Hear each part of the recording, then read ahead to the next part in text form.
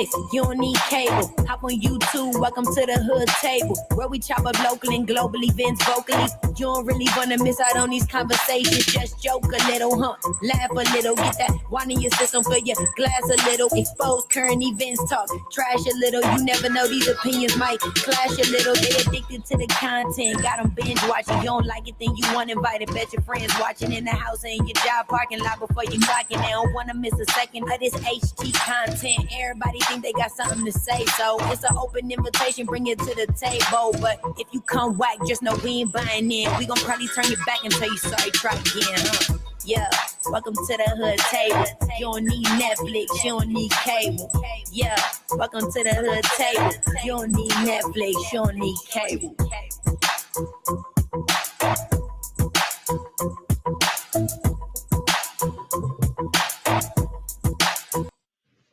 Hey, what's up, everybody? Let me plug in my little microphone.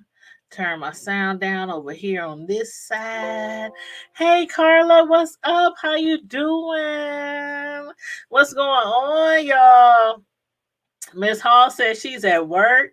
Well, you keep on making them coins, okay? We ain't trying to mess with your pocketbook, all right? So you keep on keeping on at your work, and peek in if you can every now and then. But thanks for stopping by, letting us know. We miss you too. I miss you too. You a hard worker, boy. I thought I work hard, but you are what? What's that song? Oh shoot, what's that song? What's that song? I like the way you move. Dun, dun, dun. Hey, what's up, Mo? How you doing? You said you like the way I move. Hey, I'm a little sluggish, actually. I'm tired. I am so tired. I'm a little late. Y'all know I normally start Friday Night Lives at Outkast. Thank you. Like the song is in my head. I just couldn't remember who sang it. But yes, that used to be my jam too. You said you fine. I'm so glad that everybody's doing well. I had a kind of long day. I got up extra early so that I could clock in early, so I could get off early, because my oldest son is moving from one location to another, him and his family and my grandbaby and everything. So he's only off today and he's off tomorrow.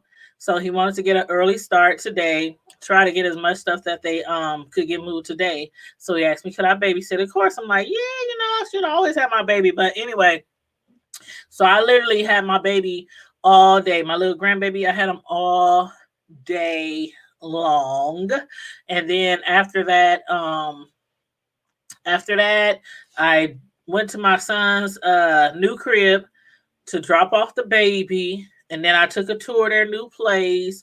And then I came home, and then one of my cousins stopped by, and we was outside kicking it and talking. And I was like, oh my God, I'm going to be late for my own show. So yeah, I just got him out of here. And matter of fact, it's one of my cousins that I'll be with sometime at the car shows, because we were speaking about a car show that we're going to. So he'll stop by tonight. So yeah, but that's another thing that we got going on this weekend, another car show, child. But hey, Carrie Ray, what's up?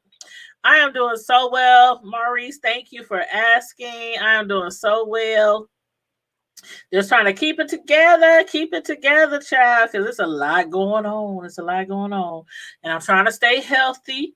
I'm trying to get out of the comfort of my own home, because y'all know I work from home. So a lot of times I don't go anywhere. I mean, a lot of times I'm working from home and I do a lot of hours. I do my videos, my reviews. Sometimes even when I'm doing my grocery shopping, I'm grocery shopping online, ordering stuff online. I'm literally at home like a lot. And since the Rona numbers started going back up and all these different variants of the Rona and everything, I'll be home, y'all. I'll be home. Shoot. So yeah, this weekend I'm gonna try to get out though and do a little something. And then of course the holiday is Monday, Labor Day. That is like my favorite, one of my favorites.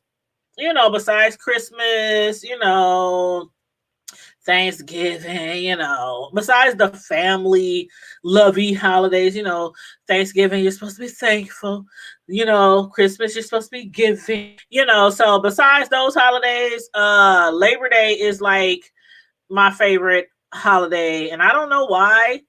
I don't know why Labor Day is. I think it's mainly because it's the last holiday before it starts getting cold. For us, you know, us peoples who live in the colder states, you know, the Midwest, you know, up north or whatever, you know, east. That's the reason why I think I love Labor Day. Because it's literally the last warm holiday before it starts getting cold. Because after that it's like what? Halloween, you know. But yes, hey 2300, what's up? How you doing? What's going on? Thanks everybody for chit-chatting in the chat. I love when people be chit-chatting in the chat. But yeah, make sure you guys like and share the video on your way in. Subscribe to the Hood Table if you're not already subscribed. Of course, I'm gonna drop the link, because it is Friday Night Live, and y'all know on Friday Night Lives, whoever wants to jump on the panel can jump on the panel. So what I'm gonna do right now, let's see. Click here if you want to jump on the screen with me. Okay. Copy. Paste. And we live on Facebook too. So let me make sure I go over here to Facebook and put the link as well.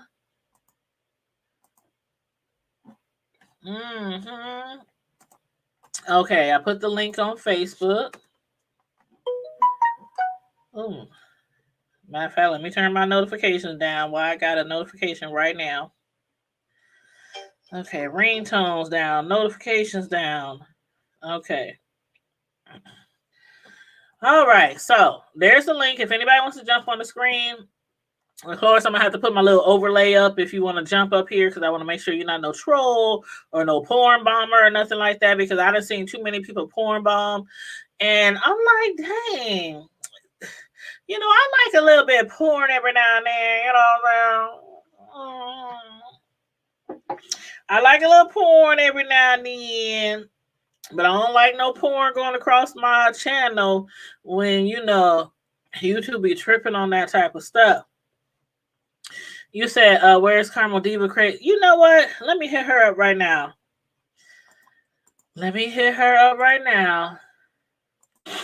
My son's mother of his child just sent me a message, said, thank you for watching the baby. I really appreciate it. Hold on. Let me comment. Let me respond. Anytime, daughter. That's my baby. Oh. See, the thing about it, when my mother was alive, and when my children were really, really young, and when I didn't even have nowhere to go, nothing to do, just chilling at home, my mom would hit me up. Where's my babies? Bring my babies. Da da da da da. And I'm like, but I ain't got nowhere to go. You know, usually because a lot of people normally they want people to watch their kids so they can go out and kick it. You know, especially if you're young, go out and kick it. Go to the clubs. Go turn up. Go to your girlfriend house, your homeboy house, play spades. You know, barbecue. You know. And I'll be just at home chilling with my baby. And she be like, no, bring me my baby. I don't care if you ain't got shit to do. So I'm like the same way with my grandbaby. I'm like the same way. Like, if you need me to watch the baby, if you just need a break, I've been like that ever since the day he was born. And I'm like, I know one day I'll probably be like, oh, child, I need a break from this little child. But until then, shoot, I be enjoying every minute, every second that I can with my baby. So they ain't really got to be like, Mom, my son knows. I'm calling him. He don't even got to call me. I'll be like, where my baby at? Pack his bags. I'm on my way. All right. Give us 15 minutes. They be knowing. I'm like, why don't y'all go? I'm just like my mom was when my kids was little. She was like, why don't you go to the movies? Ain't there a new movie out? Why don't you go to this new restaurant. Why don't you go to your friend's house? And I'm like, Mom, I ain't got nothing to do. So then I'll be just sitting at home. Then I figure out something to do. You know what I'm saying? So I'll be telling my kids the same thing. Go to the movies.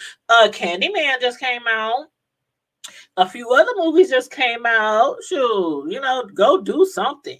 But oh, thank you. 2300 just became a member. Ow. Hey. Watch out now. Watch out now. When you become a member, you get like special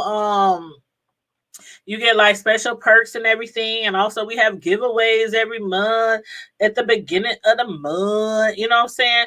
And we doing our the giveaway for this month is going to be next Friday. Matter of fact, I'm sorry. Maurice told me that. Hold up. You know what? See, I got off track. Let me stop right now before I continue and hit up Karma Diva. Okay, I hit up Karma Diva to send her the link to jump online. Now, Mo, I don't know when the last time you joined us in the chat, but Karma Diva has been dealing with some illnesses in her family with her mom, so she hasn't been on here a lot, but I think she is about to make a special appearance for us. Let's see if this is Karma Diva coming through the back door. Hold up now. Boom, pow, surprise. Hey, that's my girl. Hey. What What's up, girl? What's up? What it do? What's up?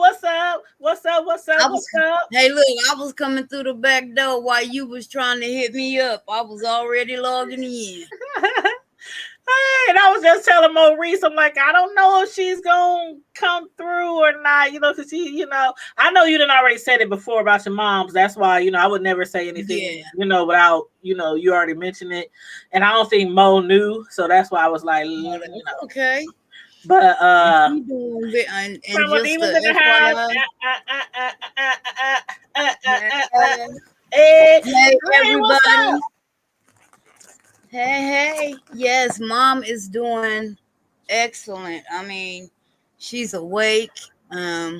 She's talking shit, laughing and cracking jokes. And, so she's come a long way. I mean, she still has some issues. Like she doesn't have her vision right now. But like I was telling my son and my brother, I said this time last week we was praying that she was still living. Yes, we was doing a lot of prayers. I know a lot of people in the hood table was sending out prayers, and and we was praying that she would wake up, and so. And then I told him, I said, you got to think she a diabetic, and her blood sugars were 1300. So that wasn't even stroke level.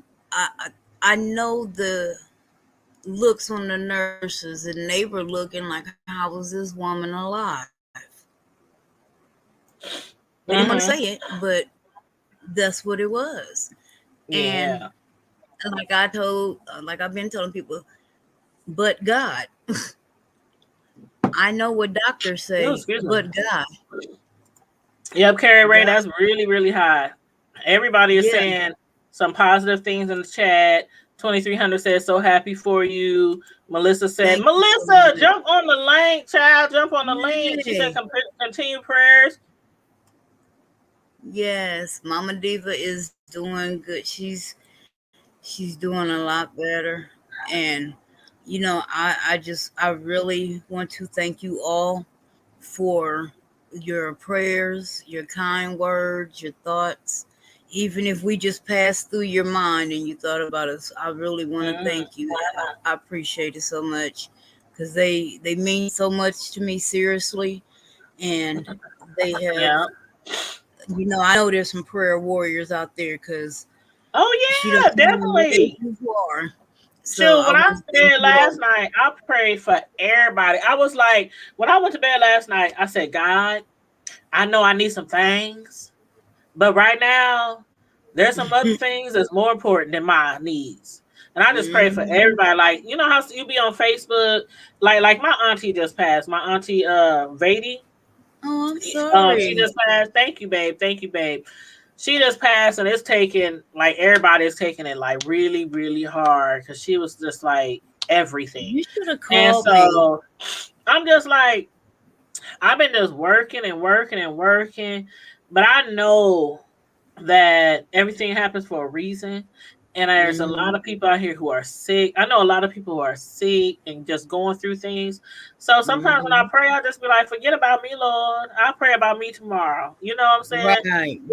Right. Sometimes it's just always somebody else that's in a greater need of prayer than you.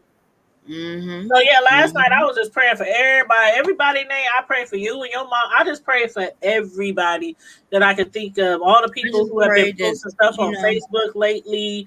Because a lot of times I take all those Facebook things that some people post. I'm going through this. Please pray for me. My mother just passed. My father. You know, we post a lot of stuff on Facebook. And sometimes I just remember them, and in the middle of the night, That's part of the reason why I stopped. That's part of the reason why I stopped, because it started getting depressing. It wasn't fun anymore. It was starting to get depressing. Melissa, is that you? It's me. All you hear about is the C-19. And hey, Mama, how you doing, baby? I'm much better. I was sick last week too. Oh my God! Yeah, I remember you saying that. Yeah. But yeah, all people talk about is the C-19 and racial injustice and racial fighting, and I'm like, you get tired. It is important. It is important. But when we do our Friday Night Lives, that's like, we can talk about anything and whatever. If we need prayer, if somebody's sick, if we got some concerns, if our kids is acting a goddamn fool, Friday nights is for us to talk about whatever the hell we damn won't. Yeah. What you know what I'm saying? We want to cuss the president out. Well, we don't not cuss him out, but if we want to, talk about the president or the mayor or about R. Kelly's nasty trifling disease carrying ass or whatever. And where you be? Let me start there. I went through Wednesday and watched every single one of your R. Kelly Oh, you did? I was like, her voice ought to be tired because I had you playing for about 5 hours. And I'm behind because I've been keeping my baby. Y'all know I call her my baby, but that's my grandbaby. I've been keeping my baby because my son has been moving. Oh. So when I went live, when I did a video the other day, I said, y'all bear with me. I'm gonna be a few days behind on everything because my son got 2 days to move, and I need to, help out by watching the baby while they can move. So I'm like, that's why we late tonight, because I literally had the baby all day till they finished their last trip. Carrie Ray, when I found out about that one, honey. Oh, Trick Daddy, you see his name, Trick. I haven't heard what happened with that. What? I know they said something about him eating booty or something. He was getting his booty. His face looked like a booty. Okay. And he used to be fine. Girl, shit. Rick used to be fine. How fine? Girl. Melissa, can we take a poll? Hold up. No, we need to take a poll. Isn't that related to the lupus though? Yeah, he got lupus. I don't care what it's related to. Yeah, because now he look like a little donut. He looked like a little donut. Maurice said, what happened to the innocent to proven guilty? Y'all I turned my back on Kels in 2008. I ain't gonna lie. When he got off in 2008, I was still on his side. But then after that, when I started hearing more shit in the Lifetime series and all that, I was like, this nasty motherfucker, this herpes carrying ass nigga. He done slept with like 1 million women and didn't tell none of them he had herpes and refused to wear condoms. That nigga nasty. All these women out here carrying herpes. Go ahead. I've been saying he was guilty. Now, some of these chicks, I don't believe. A lot of them. Some of them might be a little shady, but for the most part, I damn sure don't believe his ex-wife. I don't believe that bitch at all. For the most part, he done did a lot of scandalous, shady, nasty. Right. And the thing about it, even with the boys, but and the thing about it, they got proved. Like a lot of people been asking for years, where's the proof? Where's the proof? Where's the proof? My thing is this. So they tried him and they acquitted him. So all of that shit that they acquitted him on should not even be allowed to come into this. It's not. trial. It's not, but that's the sad part. The reason why I say it's sad is because just like remember we was talking about Charlamagne, how that girl, her parents wouldn't let her testify. It's the same thing with that little girl in that 2008 on the videotape, the one he urinated on. It's the same thing. She was not allowed. Her parents forbid her to testify. Yeah, and now she's ready to testify. I just heard that today that she's working with the prosecution. I really hope so. Karma Diva, I told y'all that last week. Remember I said I really hope she would? Because I don't think it's fair. And matter of fact, my cousin Cease, Cease, right? Yeah. We was talking tonight. He was over here tonight because we going out of town for a car show. And we was talking tonight, and he said, we was talking about R. Kelly. And I said, I just think it's just so unfair how some parents forbid their children who are old enough to testify. They forbid them to testify. Like, you see, a lot of them, their justification for doing that is, I'm trying to protect my child from having to relive that and to have to go through that. But my thing is this: your child most likely is reliving that every day anyway. Mo, so have you been watching the let them help to prosecute this person and save another person from this pain that this person could possibly inflict? Mo Reeves, have you been? Oh, hold on. Let me answer Mo. Let me answer Mo real quick, Melissa. Then I'm gonna let you talk. But have you got? See, a lot of people have not been following R. Kelly. They haven't been following all the cases. They haven't been following all the evidence. They haven't been following all the witness, all the accusers. They haven't been following. So of course, they're gonna say, "Where's the proof?" They have proof. They have proof. People keep text messages. People keep clothing. I agree with that. There's all kind of proof out there. We just don't know. Like the proof that they got in the text messages, the phone calls, the voicemails, him and little with underage kids. They have proof. They have a lot of proof. That's why this trial gonna last about 6 weeks. Because they have a lot. They have a lot. The way they doing this case right now, they've been having him locked up for 2 years. They have proof. Trust me. They are going to make it whether he did any of this or not. They're going to make an example of him, and they need to. They're pissed off because they didn't get a conviction the last time. So they're going to make sure they get one this time. Because they know he's a predator. And that's the thing about it. Like the people out here, and Maurice, no judgment. Karma Diva, no. I was over her house one day last summer. And every other damn song on her Pandora was R. Kelly. It was and she knows how I feel. She knows how I feel about him. But did I tell you, turn your music off? Nope. I was just sitting there. She told me to turn it off. She was like, "Oh, you playing the pedophile?" I like, keep on playing your music. This your house. I'm a guest in your house. So I ain't tripping off of people who still listen to his music. Keep on stepping. I know how to separate the man from his music. The music is still bumping. His music is solid. I can't take that away from him. But as a man, as a person, I think he's disgusting and he should be under the jail for what he's done. That's the thing about it. Some people can put up with some people put up with different things. When I'm telling you, when I hear his voice, when I see his face, when I see I hear his music, it just makes me want to it's just this horrible feeling. I have all his CDs. When I say I have all his CDs to this day, Chocolate Factory, all the way back.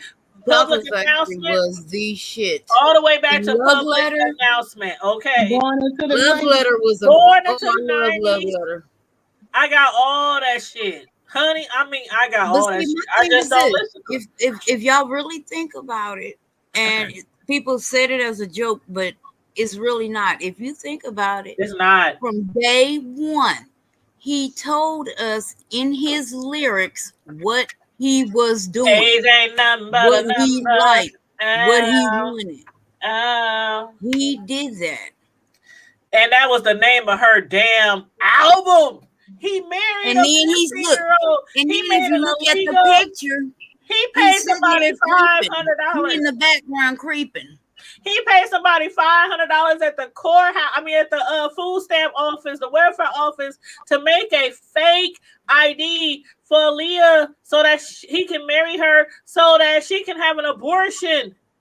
Because he knocked her up. He was fucking around with that little girl since she was 12. And people out here ain't did nothing wrong. That motherfucker been doing shit wrong. I don't know how long he had been fucking around with her. That I don't know. Well, y'all, I pay attention to everything and I watch everything. I've been following R. Kelly like a damn microscope ever since he got locked up a few years ago. I'm mad. He was messing around with her for some time before they got married. They was messing around for some time. Was right there. Her uncle introduced them. He was there. He knew what this man was about and what he was like. And I'm gonna say that because he was his manager. He was his manager. Miss Fitflow? Hey. All right, you got us playing in the background. He was his manager. So he knew all about him.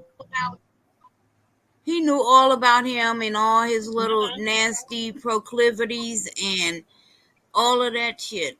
So why would you leave your young niece around this predator? Why would you leave her alone around this predator? But see, to the people who are saying, where's the proof? Where's all? They obviously have not been following the case or the story. Like, there's people out here knowing they could get locked up. They signing immunity deals right now because they know they can get locked up for the shit that they help him do. I was gonna say none of them should get an immunity deal. None of them. He had a sex trafficking ring. If you was looking in the Webster dictionary, his name should be right next to the description of sex trafficking. They were flying and making arrangements for all these young girls to come see him and be with him and have sex with him. And they would turn the other cheek. It went on for years. But see, here's my thing. You could have stopped him from doing this to these young kids, to these young women. Mm-hmm. You could have stopped them from being victimized, from being inflicted pain upon. You could have stopped all of this. If y'all seen him with Aaliyah, why? And you knew how old she was. Why would you not say? Did y'all see there? Did y'all see there? Not then and now to save your own ass. Let's slow. You got us playing in the background somewhere. Now to save your own ass, you close all the windows. Okay. But we only hear the background when you come on. So I'm gonna mute you till you get that figure out. But what was I about to say? Karma Diva, and that's the thing. And Melissa, I'm sorry, you can chime in if you want to on this, but yeah, a lot of people, if you saw like the answers and stuff they've been given in court, it's basically R. Kelly was like a Jekyll and Hyde. That's how his personality was. He could be super, super duper evil. And then on the flip side, he can be the happiest. I'm gonna call cat. Tanya. I'm gonna call when I get home. I'm gonna call when I get home. That's cool. Okay. All right, love y'all. Okay. Love you too. But yeah, he could be like he had a I don't know if he was bipolar, if he had a split personality, but that's how a lot of people describe him. He would be so like mean. He could be like 100 ways this way or 100 degrees that way. And a lot of people were scared of him. They were terrified of him. They were scared to lose their jobs.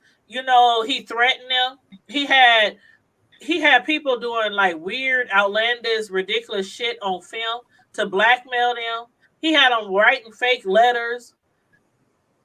I mean, he had them doing all kind of shit. And a lot of this stuff is like been coming out, but people just kept overlooking it. They're like, "That's R. Kelly. He ain't did I still would have told, because even though you got that shit, maybe I might have signed some paperwork, but if the shit ain't notarized, I couldn't do it. Ain't legal. Ain't no way. Like, who was that? 23. What was that? 23. You know who I'm talking about? The one with the address name. Went last week. She was like, "Ain't no way." Street. Like, all his security guards, bodyguards, you know, his managers, they will find the young, cute girls, 15, 16, 17. They will find them in the crowds at the concert. R. Kelly wants you to call him. R. Kelly wants you to come backstage. They knew. They knew. And that's why they signed the immunity deals right now, because they basically, it was a whole ring. He would assign certain people in his camp to get them little girls and bring them to him. Like the Pied Piper. That's where he got his nickname. Well, he actually named himself. He gave himself that name. He know what the fuck. Pied Piper.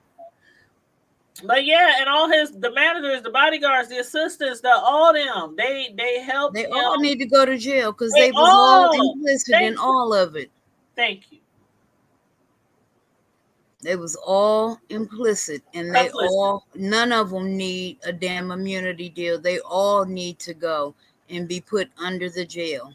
There's no way a 30-year-old man, 40-year-old man, 50-year-old man could convince me to give his phone number to a 15-year-old girl.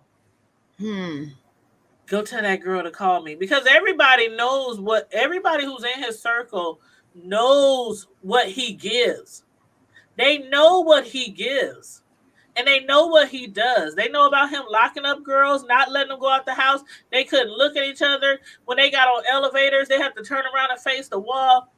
When they in their rooms, when they in the studio, they only had a bucket to use the bathroom in. They couldn't go out to eat. They couldn't go use the bathroom. They couldn't do nothing without his permission. Now, and to that too, I say this. When do you take personal responsibility too?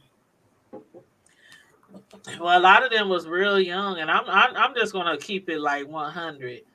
When you 15, 16, 17, you don't have the mental grown-up capacity. I'm like, now all them old heads, you know, the older women, I can say that to them. Like, you know what I'm saying? Like, you grown. You know what's right. You know what's wrong. You know what I mean? But them young girls, especially the ones that he promised, how do you not know when somebody is doing you wrong?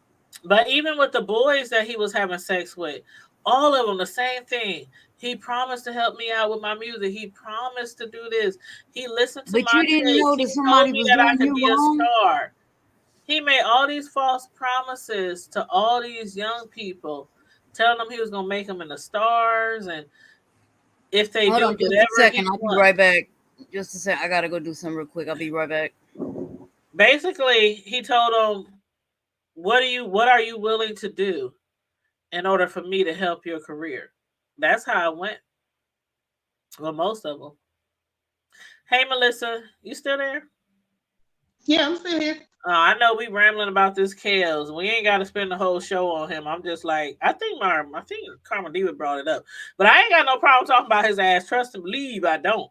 Well, my question for y'all is going to be, we're talking about, the Charlamagne thing and the kids testifying. Yeah. What do you think is too young for them if they say they want to testify? Me personally,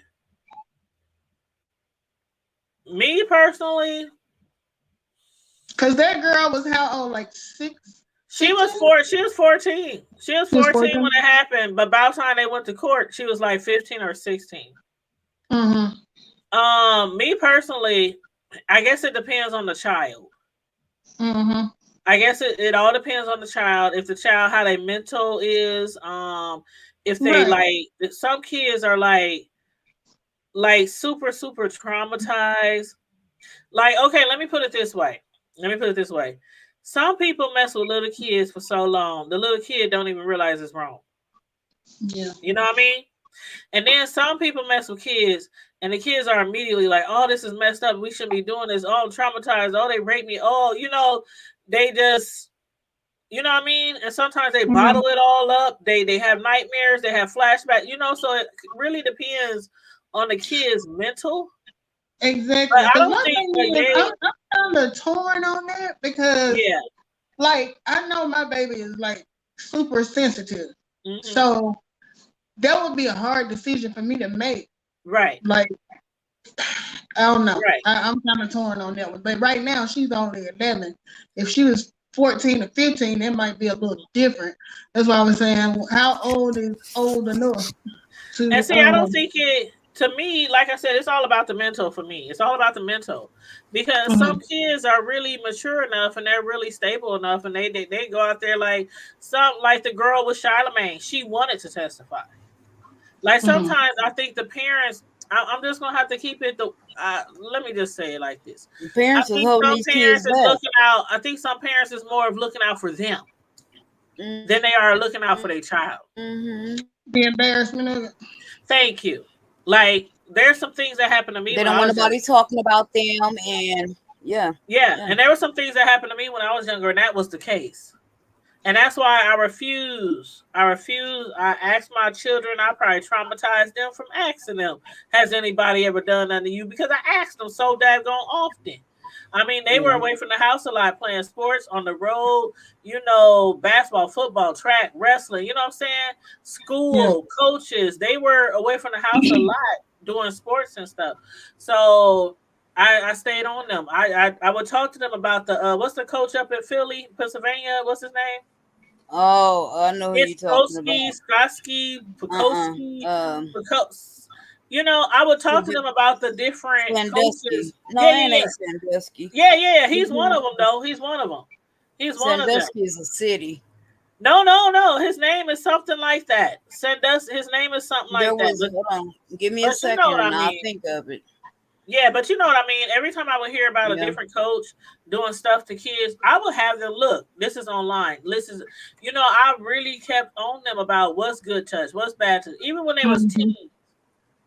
Even if they were teenagers, because this shit is real.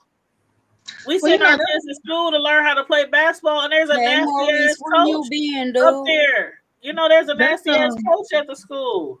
That's like I was talking to my brother because he recently, him and his wife recently divorced, and I was like, you know, I was just casual asking him like, is Karen dating yet? And then I thought about it because his oldest daughter is 16, and then his other daughter is 11. And me knowing her, like I know her, I was like, no, she probably not dating because I think she kind of like me. I'm not gonna bring anybody around my daughter that's not, you know, not a man like that. So, you know, my brother's argument is, well, even if she was dating somebody, I ain't worried about my girls because I done taught them how to defend themselves and they know what that ain't always enough though. That ain't always enough. People can put something in your drink. People can get a kid high. They can put something in their drink. They can attack them in their sleep. I mean, just telling them, I know they can defend themselves. That's not. Well, see, that's what he and I get into it about all the time. I'm like, you don't understand what it's like to be a female. I said, oh, you know, it's easy. I don't care what you tell them. They can be overpowered. They can be mentally intimidated. And I said, you also got to think about they can be groomed. They can be groomed. I was gonna say the mental, because I mean, you know, it's a good thing to teach them to physically defend themselves. And most girls, they really don't have the mental capacity to know to fight back, right? Or to, and you know what? The biggest thing, especially if it's somebody they really trust, or if they right, or you know, you don't get brought up, you don't talk back, you don't hit your elders, yada yada yada. But the biggest thing with my nieces is they know my brother is a plum fool. So what I would see happening with them is they wouldn't want to say nothing because they don't want to see their daddy go to jail for killing, you know. And that's the thing. Sometimes a lot of kids do be afraid to tell their parents because they know what, like, I'm telling you, when my kids was growing up, Carmen Diva, you know about the pawn shop saws, right? Girl, I know all about before I even had a strap, I used to tell them, if anybody ever does something to you, I'm telling you, I go to Saws and I just go buy me something real quick. I used to tell them that all the time. I'm like, because I was so like serious. Like, if somebody touch y'all, it's on the Right. And the thing about it is, but when they try to decide whether to tell, you know, it's like, I don't want to see my mama get in trouble over something. But you have to make sure. You have to make sure that they know, because there's a lot of kids out here who have stuff done to them and their parents don't do a goddamn thing. So then, and a lot of these parents, like, I know a lot of females from growing up. I know a lot of females who was sexually assaulted by members of their family, somebody their parents knew about, and nothing was ever done. Yeah, and those kids talk to their friends and their peers. You know, we as women, we find somebody we can trust in our circle, and we tell them our story. So that story might be told to somebody else who is having that done to them, and they might be like, "Well, my friend's mom didn't do anything about it. Would my mom do it about?" I mean, even if we tell them, like I told my sons, I told you I drilled it into them for years. But what I always told them as well, even now they grown, I said, if something ever happened to y'all and y'all never told me, one thing y'all ain't gonna do is blame me when y'all 30 or 35. I said, that's what y'all ain't gonna do. All the time. There is nothing. You ain't gonna do that. You ain't gonna do that. You're not gonna wait till I'm damn near dead and you tell me, but why didn't you do it? Nope, because I've been asking you ever since you was in the fifth, five, 6, 7, 8 why didn't you notice the signs? And sometimes we don't notice the signs. Sometimes you don't notice the signs, and that's why we ask. When I was in 4th grade, it was a little girl, and now I went to like an all-black school. We didn't have very many white kids. Maybe like, and the ones that was there, they was like, I ain't trying to be ugly, but they was just there because they couldn't get nowhere else, you know? Yeah. So, there's one girl, her name was Kristen. Me and her weren't like just close, but she was talking to me one day, and she was telling me something, you know, she started telling me some stuff that her dad was doing to her. And I'm like getting completely grossed out, and I'm like thinking, do I say something to somebody? And that girl could have been thinking it was quite all right. Well, no, she was upset about it, but you know, and my 9-year-old mind was like, is she telling the truth? I mean, is this the truth? That's the thing about it. And then I'm like, why is she telling this to me? We're not even friends. You know what I mean? See, that's why I say that was a cry for help. Thank you. That's what I'm saying. I'm not trying to say that she was saying it's. I guess I said that wrong. Not that she was telling you like, oh, this is just what we do. It probably was something that was being done, but she didn't know that it wasn't. You know what I mean? Like.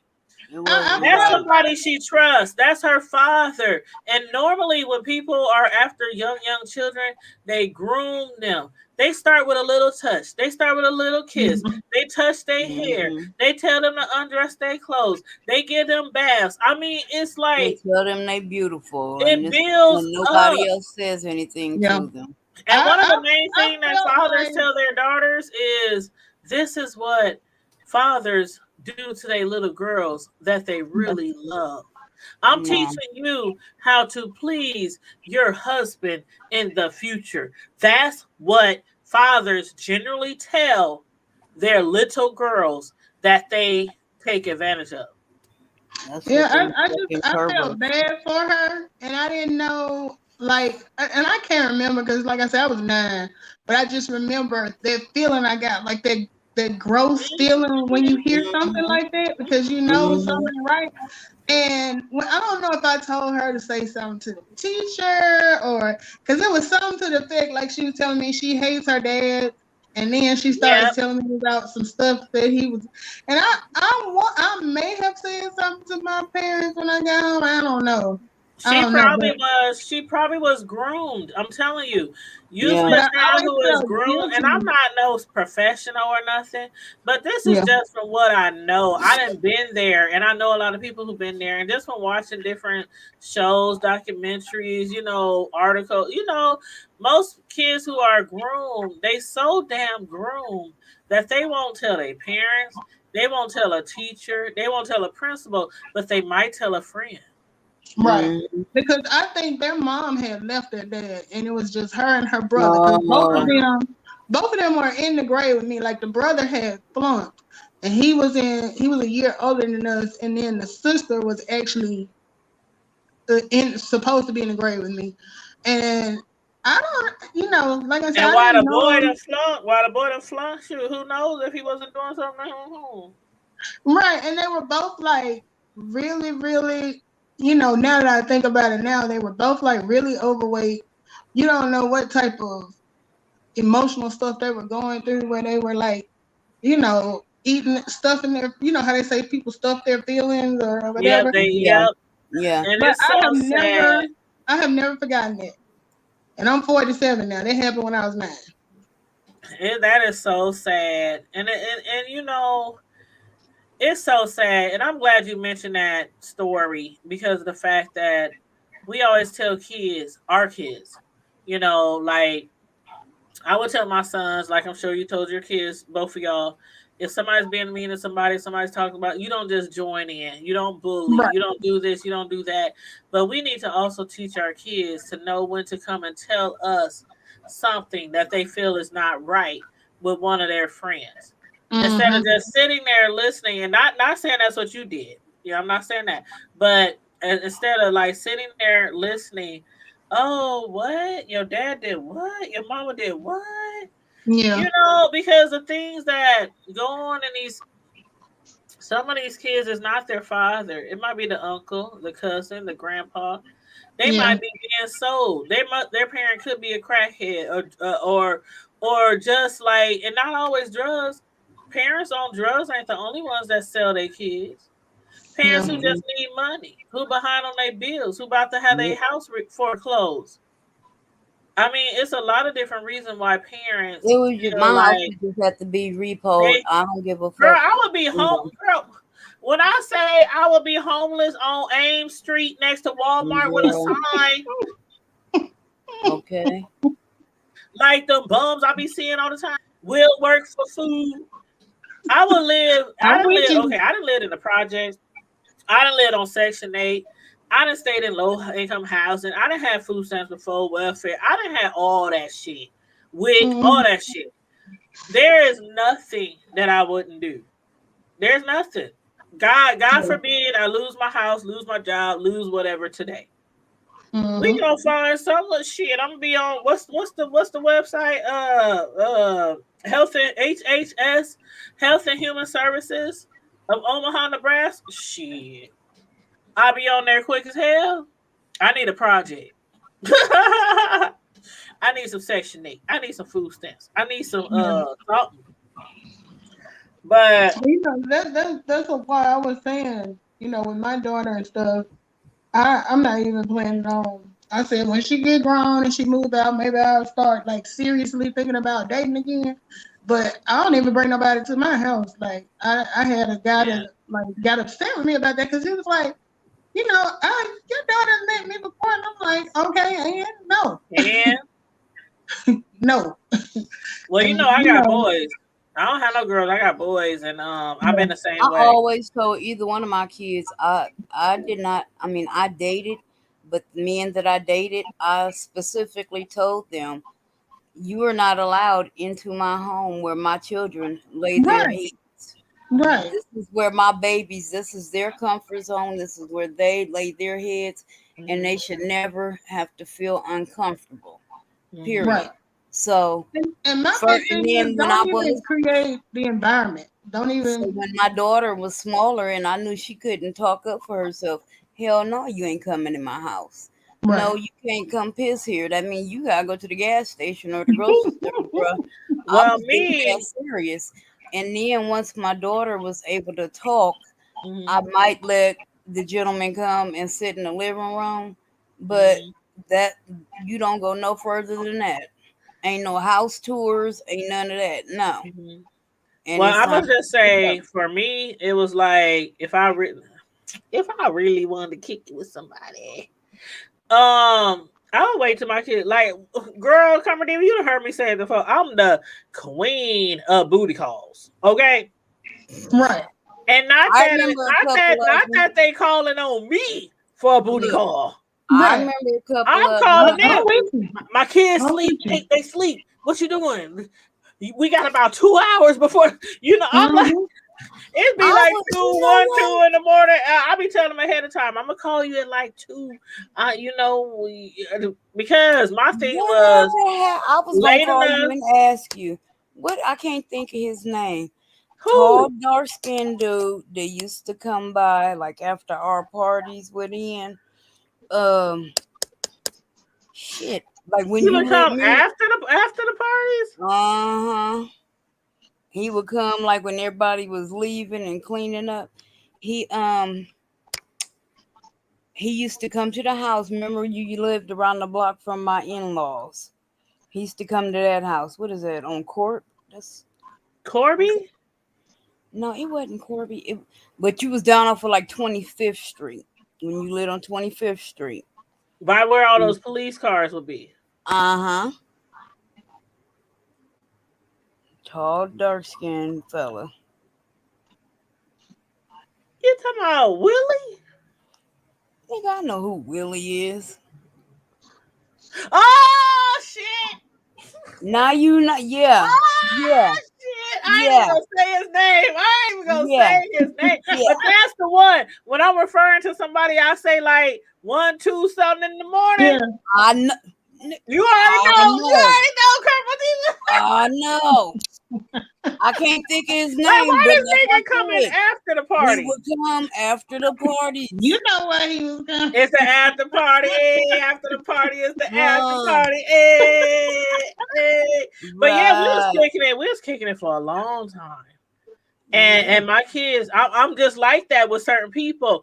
I could and I'm like Karma Diva. We've been knowing each other for a long time, and we used to have this group called Grown Folks Group, and we would have parties all the time, like all throughout the year, barbecues, wintertime parties, holiday parties, all that kind of shit. But when it came to somebody I was like kicking it with, like I didn't have them around my kids. I would be like late at night. You got to be out the house before my kid. I mean, I just always been like that. And it's like now that they older and they older and stuff now. So I feel like I'm kind of like you, Melissa. And I don't even have girls. So don't even think that there's people with girls feel that way. And not one time have I ever thought that any guy I mess with would do something like that. But you just never. That's true. That's why I was like, I want to even create that environment because you just don't know. You never know until your child tells you. Or let me tell you. Hold on. That just reminded me. That's why I tell people to watch it ain't even necessarily what your kids say, but watch their movements when they're around. Actions. Body language. Watch and how if they shake, if they stutter, if they freeze up when somebody's around. Like I was on YouTube. If they walk wide around them, you know what I'm saying? They go way out their way to be away from that person. I was on YouTube the other day, y'all. Check this out, y'all. I was on YouTube the other day, and I was in somebody's chat, and they was talking about somebody who came online and said that they had walked into their house to find their husband having sex with their 8-year-old daughter. And I'm like, the first thing I put in the chat was, is he dead or locked up? Right. And the person said, the person who was relaying the story, because it wasn't the YouTuber story, they was relaying a story that another YouTuber had said on YouTube. And they said, girl, that's what I said when I heard them telling that story. Is he dead or locked up? And she said, they said that the dude had been put out of the country, like sent out of the country or some shit. And I'm like, so what? Did he have like a expired visa? Like, what the hell? I mean, hold on. You walk into your house and you see your husband having sex with your 8-year-old daughter, and he ain't dead. What? You said 18. You said 18 earlier. 8. Not 18. You said 18 earlier. Yeah, I was thinking 18 too, which was bad. But 8 is like. Oh no, he would have been dead. Look, he would have been dead, and I would have been on the front porch smoking the last of my cigarettes, waiting on the police to arrive. Right. I said, I commented in the chat. I said I have a CCW and I'm strapped at all times, and especially when I come into my house, I'm always strapped. When I come in, I'm just strapped at all times when I leave the house. So if I would have walked into that some shit, and I'm just walking from outside, and I see this shit going on, and I'm already strapped. Right. I'm like just automatic blackout, like just. Yeah, he be dead. Cause I would have went to the kitchen. I'm just honestly, what's up, Curtis? What's up, Curtis? You can jump on the chat if you want to. I'm like, if you have something on your hip and you walked into the house and your 8-year-old child and you have something on your hip, tell me, and I'm the only one who would think that. I'm like, before I even grab a skillet, a hot thing of grits, I'm like, I'm Medea in my little purse. What the fuck is going on? I would shoot him to stop him from doing what he was doing, and then I pistol whip the shit out of him. That's what I'm saying. Like the lady said, the dude got sent out of the country. I'm like, what? That doesn't make no sense. What is you talking about? That's just like people kill me when they talk about, oh, you can't fight in the courtroom. Shit. Done it. You might get locked up. If you do get locked up, it's gonna be like a day or two. I'm like, you know how many people like, no, you can't. I'm like, yes, you can, because I have personally done it. So people get caught in contempt all the time, and I'll be up there. I'm telling you, I hate to think. Because my parents, you know how some kids, they just know their parents crazy. My kids, you know how some kids just know their parents crazy. My kids have seen me, like, growing up, they know their mama, like, she here, but she cannot be here at sometimes. You know what I'm saying? So it's like, my kids will come on here right now. They would know, like, they like, mama. They said it's a lot of stuff. They tell me now. They be like, it's a lot of stuff that we waited to tell you. Yeah, because we know. That's why I was saying about my brother. His girls wouldn't tell him that. They wouldn't tell him because they know he a fool. I'm the 360 degrees from Carmelita. You met my mother before. Have you met my mother when she was alive? I'm like 360 degrees from my mother. If something happened, my mother, the first thing she'll say is, oh, we just gonna pray about it. We gonna leave it in the Lord's hand. So she ain't never snapped? Yeah, like when she was whooped, like maybe if she gave us a spanking when we was younger. But as far as like, I mean about somebody doing something towards y'all. There have been times, I'm telling you, Melissa, there was times where my mother damn near cried to keep me from whooping somebody's ass who was doing something to her. Tanya, please, no, just leave it alone. Tanya, please, no, just, you know, I'm like, Mom, this bitch just, you know, like, you know how some kids are. You can't disrespect my mama. You ain't disrespecting my parents. I'm gonna whoop your ass. And my mom is like, no, it don't matter. Like, she was just always so.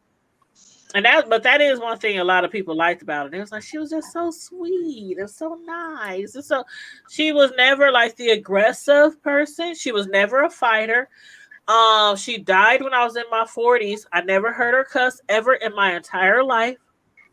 You know what I mean? So she was in church. She was very, very in church, like 7 days a week. She was just that type of person.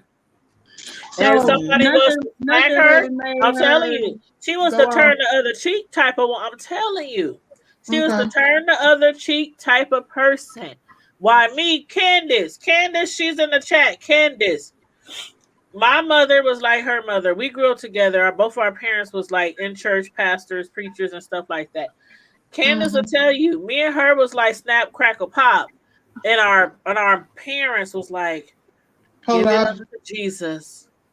We gonna take it up to the Lord and pray everything goes all right. While me and Candace out there like Shit, what she say in the chat? What Candace say in the chat? Candace said, I'm still praying about it and tapping that ass. I'm telling you. I'm telling you, that was my dog out there in the streets. She said, Sister Mary really was, and mine's too, shaking my head. Hey, I ain't lying.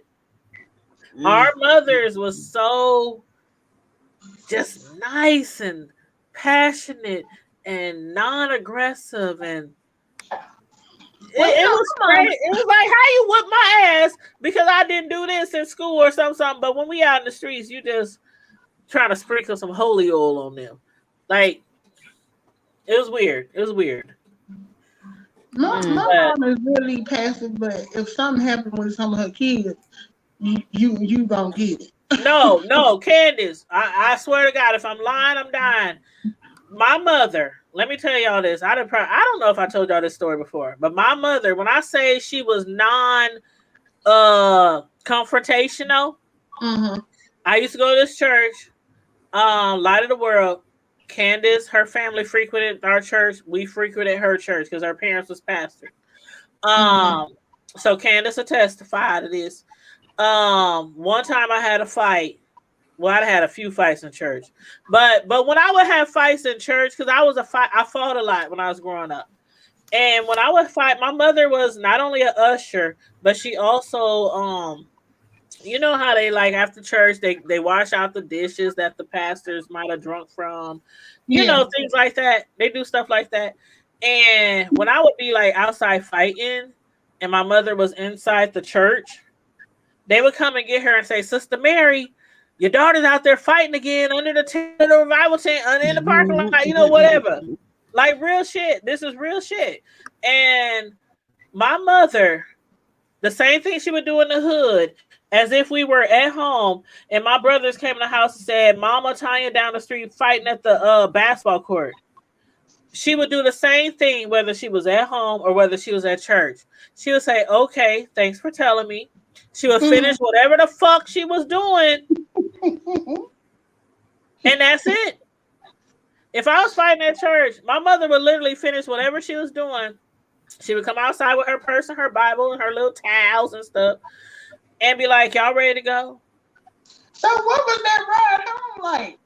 She would not okay, you ever seen somebody fight and they literally like went through 3 different worlds?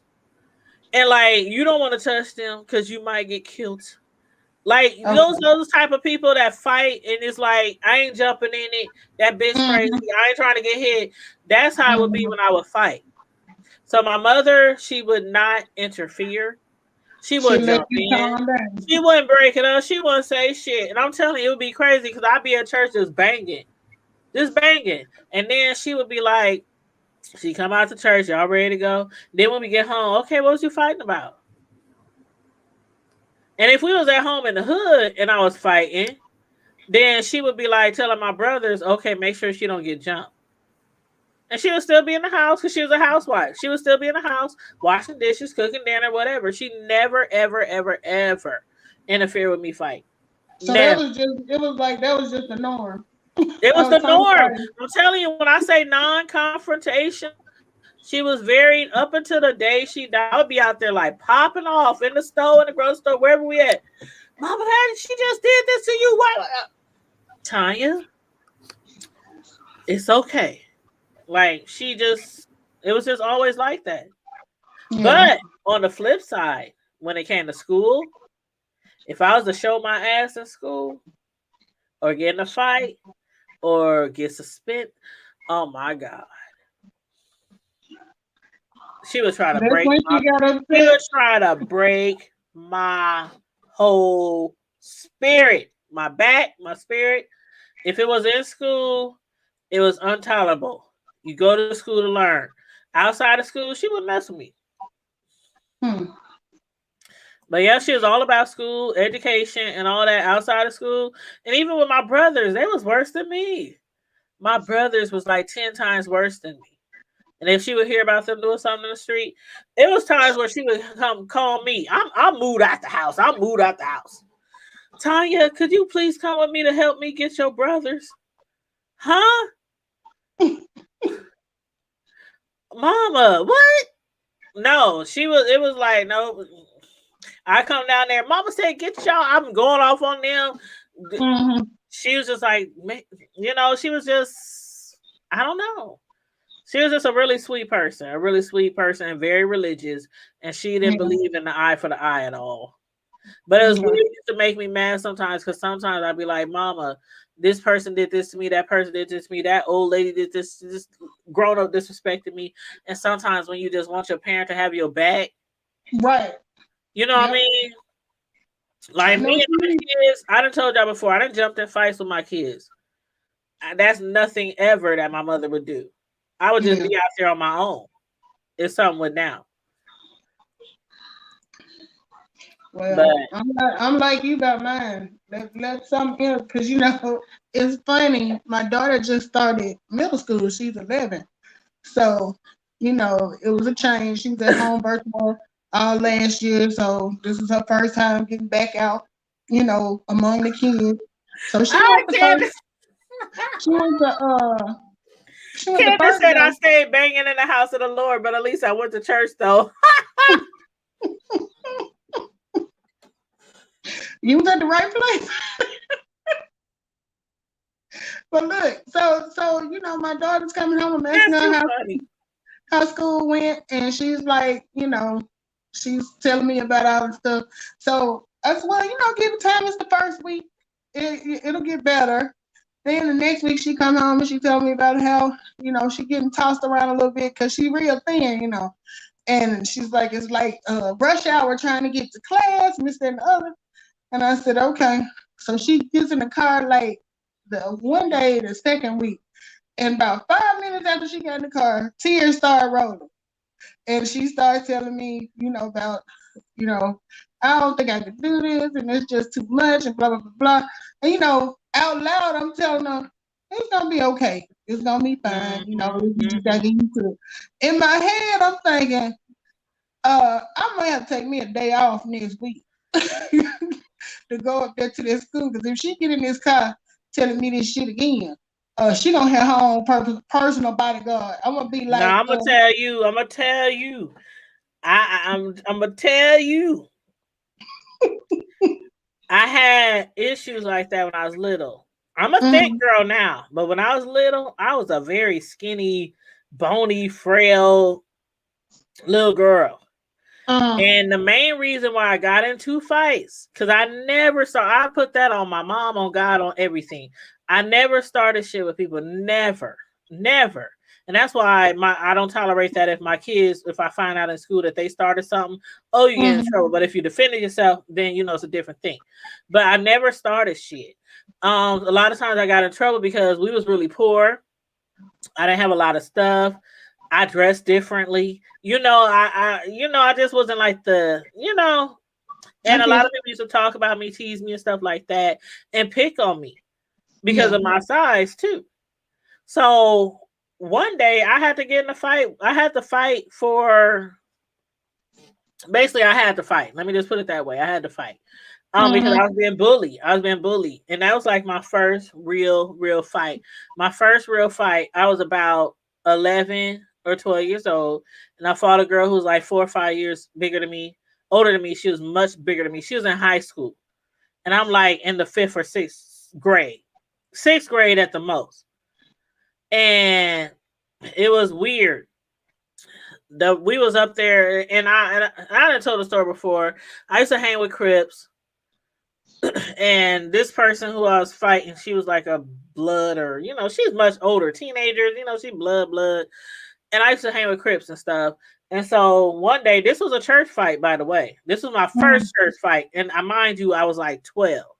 And what had happened was this girl, me and her was going back and forth. First, we was just playing. And if you ain't never been in a gang or affiliated with gang members, you're like, what the hell y'all doing? But we was just playing. We really was playing.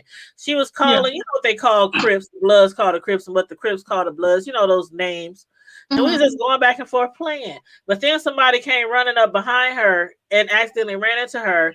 And it was after a church dinner. And everybody was all dressed up. And she had on this really nice dress. and somebody had ran behind me and hit me, and I spilled my juice on her dress. Mm-hmm. But she thought that I did it on purpose. She didn't see the person run behind me, none of that. So then she started taking off her earrings, and I'm telling you, I'm 12. I'm like, I barely weighed. Damn, I was small. I barely weighed probably 90, 95 pounds. I was real small. And this girl was like 6 foot. I mean, she was huge. When I say she was huge, she was huge. And she was up there, how you room? And then she's going off. She's taking off her high heels. Like I said, she was a teenager. So she had on high heels and all this kind of shit. I'm a tomboy. So I got on shorts and shit under my skirt. You know, I'm a tomboy. Mm-hmm. And she was taking off, girl, she took off her earrings. I mean, all this kind of shit, right? And I'm 12. And I'm looking at this big bitch like, oh, shit. I'm like, girl, when I tell you, I probably did piss my panties a little bit. I'm just saying, because this was my first fight with somebody of that, you know what I mean? Right. And when she started taking off her earrings and all that shit, I just knew it was on. No matter what I said, even if I didn't really mean to put that drink on her, no matter what I said, she was fighting me. Right. So I just got ready. When I tell you, after we got to fighting, when I tell you I had that girl on the ground, I was molly-whopping dunk. Man, when I tell you I whipped on my mama heaven, I whipped the brakes off that girl. And my best friend at that time was her cousin. Uh-huh. My best friend at that time was a cousin. So after the fight, after everybody broke it up, I just knew my best friend wouldn't want to be my friend anymore because that was a cousin. Shit. Now, mind you, we was poor back then. We didn't have a car, none of that shit. So we rode the church van and all that shit. So when we got on the church van, everybody was high-fiving me. Man, it's about time somebody whooped that girl's ass. Even my best friend was like, oh, shit, man, you got her at. I was 12. This bitch was like 16, 17. I whooped her ass. After that, I'm telling you. And I had been bullied for a long time. And I've always been afraid to fight somebody who was bigger than me because I was so little. After that, you didn't tell me shit.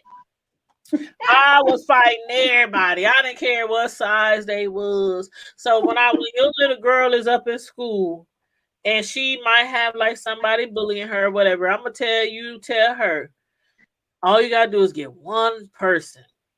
Yeah. Even if she gets suspended for a few days, I'm telling you it's worth it.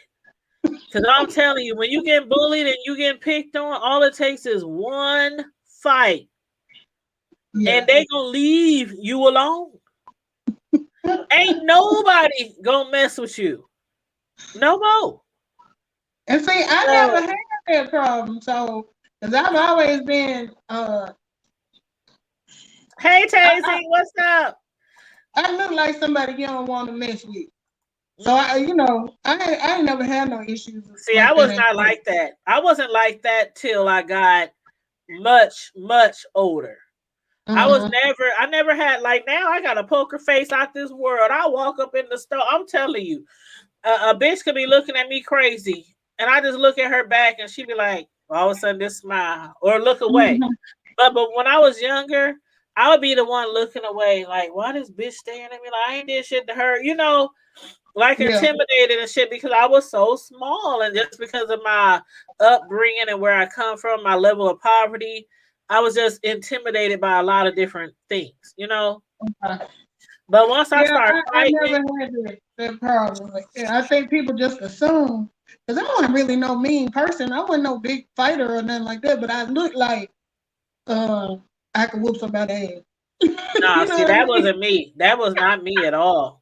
That was not me. But after that, I had so many fights. I was fighting boys. I was fighting, I think and it's sad you gotta say your favorite fight, but that's just what it is.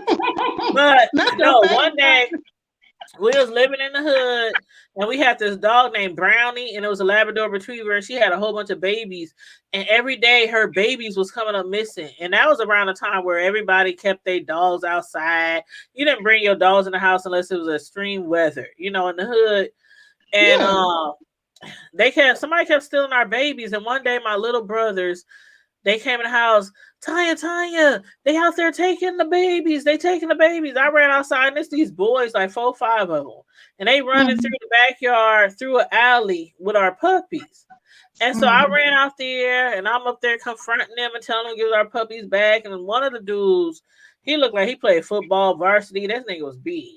And I'm still at that time, I was probably like in the 5th or 6th grade. And he was up there popping off, talking all this shit. This nigga, you know, this nigga threw a whole full Sprite bottle at my head.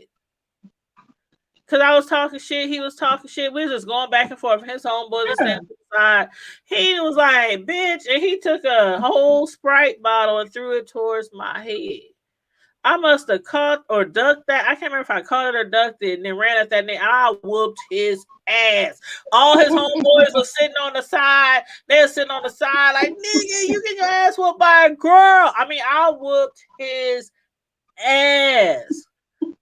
And then after that, all his homeboys, they just like dropping the puppies and they just walked off like, "Nigga, you got your ass." Like, it ain't even that deep. Get them folks their dog back. I'm telling you, most of the fights I got into, it was because people start shit with me. And I just felt like, well, shit, I'm either going to defend myself or I'm not going to defend myself.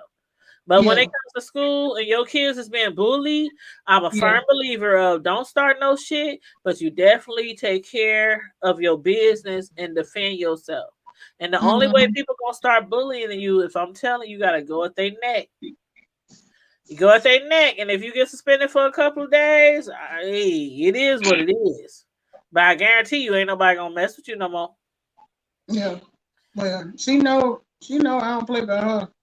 I try not to make. I don't want her to just be thinking that anytime somebody get wrong, I'm gonna jump in it. But right, she know. Push on Michelle. I ain't playing about her. So yeah, and I had to stop doing that once my kids got older. Like once they got 17, 18, 19, because I'd be like, "Man, do you want me to go? Man, we can all admit, Mama, we got this." When they start getting older, I was like, "Dang, they don't need me anymore." You know, like, yeah, they got it. Whatever the situation they gotta learn to fend for themselves anyway. You know. Yeah, they like literally they have to learn to fend for themselves. But one thing, like I said, when I was growing up, it was just literally me. I had 2 little brothers. Of course, I had cousins and friends, and most of my family was in the gangs, cousins and stuff. They was like Bloods or Crips, one of the two. But when it came to the house, though, it was like my mom was like, "You talking about like I don't know if y'all ever had somebody like super religious in your house where." They just praying all day. I mean, you walk in the house. It don't matter what time you walk in the house. They walk around the house praying. See, out loud, casting out demons. Okay, my family like that. That's the kind of mama I had. I'll tell you, I come home from school. She casting out demons. I wake up in the morning. She casting out demons. She throwing prayer oil. I mean, I'm telling you the truth, like for real. So if I had like some issues with somebody in school, in the street, or something, she was like, "Just pray for him. Just pray for him." That's what she was like. And I was like the total opposite. So, but yeah, you tell that little girl of yours, and I'm telling you, bust her ass. But make sure ain't no teacher looking. But you know, we went that I think that second weekend we had went up to Atlanta and was hanging out with my girlfriend, and they was like, "Bring your backpack. We're gonna teach you how to shift their weight when you're in the hallways and knock their ass out." So we had a training session. You gotta practice, but you gotta make sure the teacher don't see you. I'm telling you, I be telling my little cousins that they be like, "Auntie, cousin Tanya, man, this kid at school." I'm telling you, you gotta learn how to elbow somebody, trip somebody. You gotta do it without the teacher seeing you. Well, my thing is, if the students start them first, I really don't give a damn what the teacher say or not. 402 Revenue, I was not rebellious. I'm just like, when we first came to where we are now, we had always done private school. And my concern with the private school was, it was a private Christian school, and I was kind of feeling like they was teaching them that the world was too perfect. You know what I'm saying? I understand what you teaching them and what foundation you giving them, but the real world don't operate like that. Mm-hmm. So I was kind of happy to give her to public school in a way because I wanted her to see, you know, a good mix. But time we get to school, and this was 3rd grade, she comes home, she started telling me about a little boy in the class picking on her. And I'm like, we ain't even been here long enough. This shit happening already. So, you know, she came home a couple times, told me a few things, and I sent the teacher, you know, a message like, because at first I'm like, he probably just like you or something like that. So then she started telling me more stuff.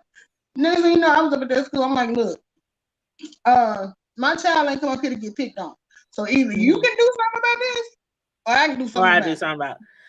I said, because she deserved to come to school and be able to have a good day without nobody messing with her. And I'm like, she done told me 2 or 3 things, and we gonna cut this now. So, you know, they figured it out. But that's how you do. I even did that with my kids. See, when I was growing up, I didn't fight in school because I already knew that was my mother's. Like me and my brothers, we got away with a lot of shit. Even though we were raised in church, I mean, we was always on the pews. We got away with a lot of stuff, but it was always outside of school. School was the crossing point. Yeah, it was like if you know how we are when a parent call home. My mother was the kind of person, she was really proud. So if somebody called her and said your child was doing this, you know, it's one thing to be fighting in the neighborhood or something like that. Then be at school getting into some shit and the teachers and shit, they calling you at home, you know? So it was, I don't know. It was weird. Like I said, I had So is that where it comes in where you were? Is that where it comes in where you were saying it was more about not wanting to be made to look bad, or have people talk about it? And that's how it was in church too. I think when it came to church, and when I used to fight in church, and I'm not proud of that. I'm not like, you know what I mean? I'm just saying. I'm just being honest. It was like, okay, you know how your parent be like, wherever you show out, I'm gonna show out. Right. It was that type of thing with me. Like if somebody approached me and want to fight me, it didn't matter where it was, church, at home, the yard, the basketball court, down the street. You know what I mean? A friend house. It didn't matter. But it was that type of thing with me. It wasn't like, oh, I'm fighting at church. You know, I wasn't proud of it. But it was just like, when people used to hit her up and be like, your daughter, like they would come inside the church, your daughter's outside fighting again. She would literally just be like, she wouldn't even react. She would just be doing what she doing her usher duties or whatever. And she would come outside and we would all go to the car and I'd still be going off. I mean, I'd be going off. We just go home and then she'd be like, what happened? You know, stuff like that. I even was put out of church before. Shit, I had a mother of the church. I had a mother of the church put me out of church before. That was gonna be my next question. Did anybody else in the church in the leadership role say anything to you? Yeah, I got put out one time. I got put out of church. Like they was like, get that demon, get that devil out of here. And it was crazy because I was fighting people who was fucking with me. Right. Like if you fuck with me, if you tell, okay, the last incident when I got put out of church was somebody had kept saying all week they gonna fight me, right? And it was doing a tent revival. It was in the summertime tent revival. And I was like, okay, you know, all through this tent revival, I'm looking, watching over my back, like somebody keep telling me that this person want to fight me for what? I don't even know why. And so the end of the tent revival, now we got people from all out of town, different pastors and shit. And I just walk up to the person. I'm like, what's up? You said you want to fight. And they was like, yeah, we want to fight. Next thing you know, we start fighting. We tore that whole doggone tent up. And that was the night that I got literally kicked out of church. And I'm like, but they wanted to fight me. So what the right? And I'm telling you, my mother, I'm telling you, I didn't get in no trouble. I'm telling you, it was so weird. Like I would get in big trouble if I fought in school. But if I fought outside of school, it didn't matter if it was in church. I would not get no spanking, no grounding. I had my stereo, TV, phone, and I had a teen line. I mean, I had everything. I wouldn't get in no trouble. Okay. Unless I got into trouble at school. That was it. What's up, Tone? Hey, Tom. Nothing. Minding. What the hell y'all doing? He said, mind business. They got me up here telling all my secrets and stuff. I know. I hear y'all. About how she was passing out the ass whooping. Don't believe nothing I said. I was really a church whirler. Yeah. I was a saint. I was a Christian. I was a saint. Wasn't I, Tone? I was a Christian. The devil is a lie. The truth ain't nowhere near. Me and him, we've been on each other for years. Shit, what the hell going on? Hey, I hope Mama Diva's all right, sis. I don't know. She went, Carmel Diva, she sent me a private message and said she would be right back, but she hasn't jumped back on yet. Yeah, it's all good. Yeah, I've been chilling though. Just going with the motions. So no stress. Or try not to stress, but other than that, it don't get nothing done. So I just keep moving. Well, how is it down south? It's shit. Besides we're getting cooked. Well, down here we getting shit. Down here we get. If anything wrong with your internal, you going by the time you get done sweating it out, you shouldn't be wrong. Is it hot as hell? Well, yes. It's the humidity is what's making it worse because it's like down here in College Station, Brazos County area, it's like 96, 98, but then a heat index like 105, 108. That's how it's been here too. Yeah, and it's like were you guys involved in the hurricanes? You know what? We usually get a lot of the rain and stuff off of it.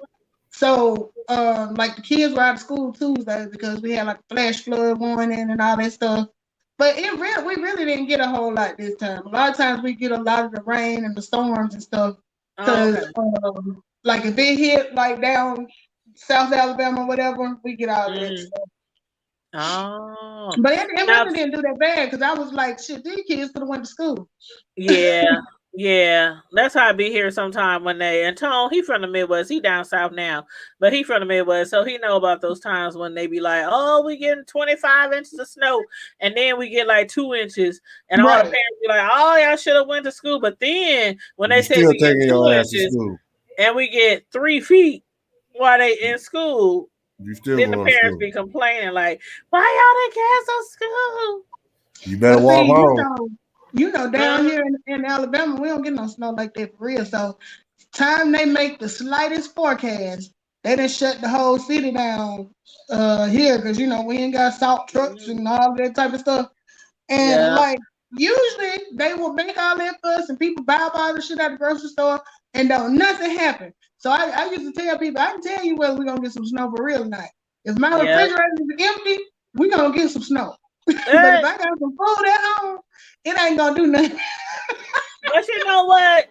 Both of y'all, Tone and Melissa, I was talking to somebody the other day. We was talking about the Texas storm that hit last year or whenever it was.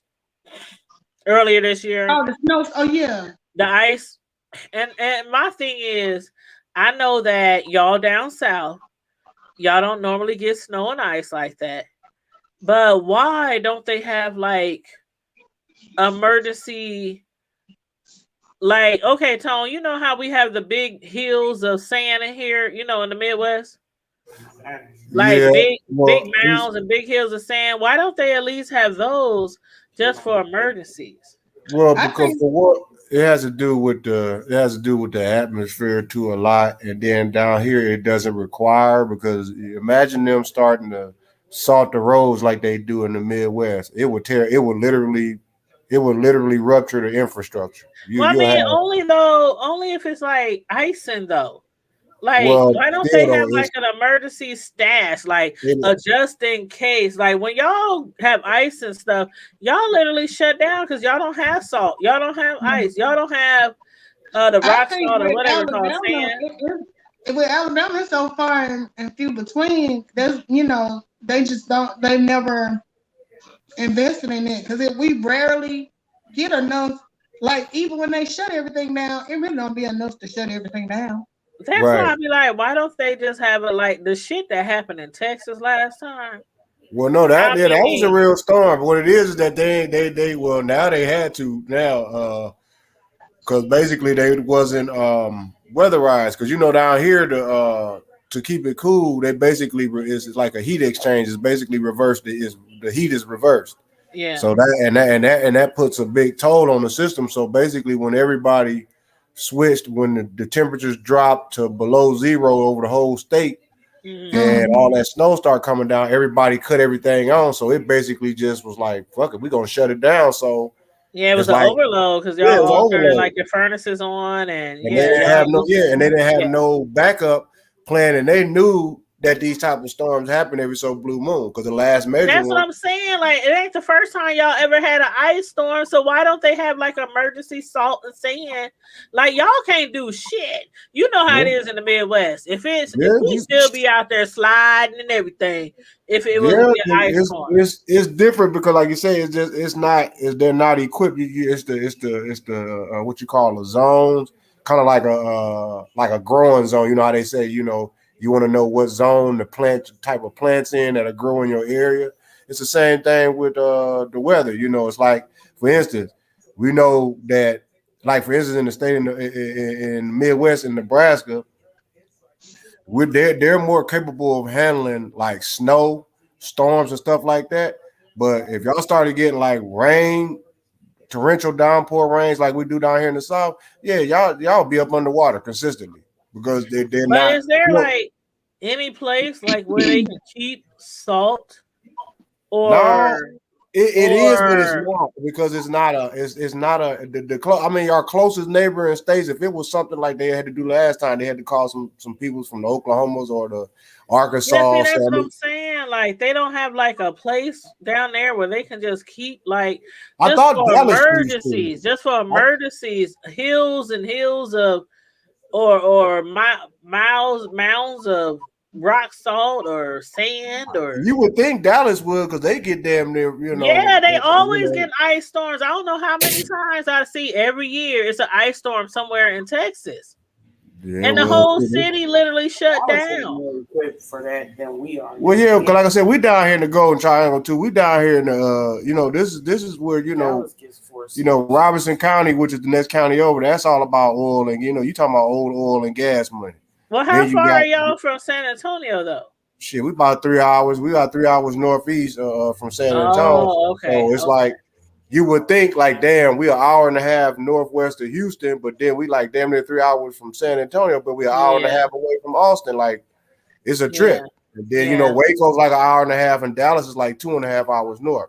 Yeah. So it's kind of like in this area, we're kind of a little bit closer to it. We're less than 2 hours away from the Texas, East Texas, Louisiana, Arkansas border. Over there, Clanville, all that bullshit, Mississippi, Mm-hmm. So it's like, I know I got a cousin that live down there, and she's always trying to get people up here to move down there. And she's from Omaha because it's nicer weather down there. But I'm like, but when y'all shut down like it's the apocalypse. I'm like, you gotta be careful, prepared, because a lot of people too. You gotta remember, a lot of people live on like what you call like when they say like county maintenance begins here, or county maintenance ends here, because you got to understand that a lot of those services are based off of that county, and if that county only got 2 or 3 trucks for a county that might have 20,000-30,000 people spread out throughout the whole county, because it might be 2 or 3, 4 little towns in that county. Yeah, I mean, it's going to be kind of hard to keep up with that, got to clear stuff out of demand. So yeah, I mean, because if it rains too hard in certain places, folks get trapped, they can't get out.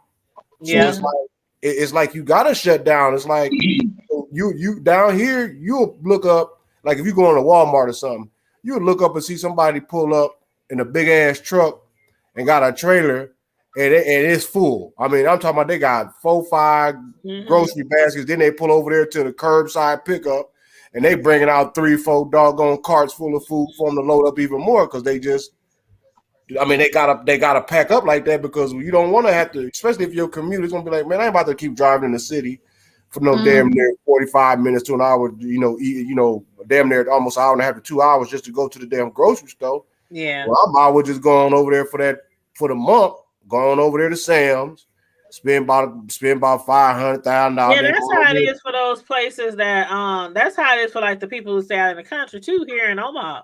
Like the people who stay on the outskirts and in the country, they come to like Sam's once a month. They come with their trailer, they pick up everything they need for like the next month or so. Imagine though that that the local grocery store is in the next college town, which might be about a half an hour to 45 minutes away. I mean, you crossing railroad tracks, or you might be out in the open land, and if it's a big ass downpour or a flood about to happen, you're not gonna be able to. It's gonna be kind of hard to be like, you know how we do. I need to make a run to the store real quick. That run to the store, it might be a half an hour to an hour, and then if the traffic's backed up because everybody panicking, and down here they got what you call down here they panic drive. I know y'all be panicking, and that's the thing. That's why I said I don't know about moving out south, because when y'all get ice and storms and stuff like that, the whole city shut down. Like, they panic when it rain. Like they get to doing like they want to go like race car driving. It get to rain and they want a NASCAR driver, but when it's dry as a bone, everybody want to just. Like that's how it is here though too in Omaha. That's how it is here too. They be speeding. Like, hey, how are you?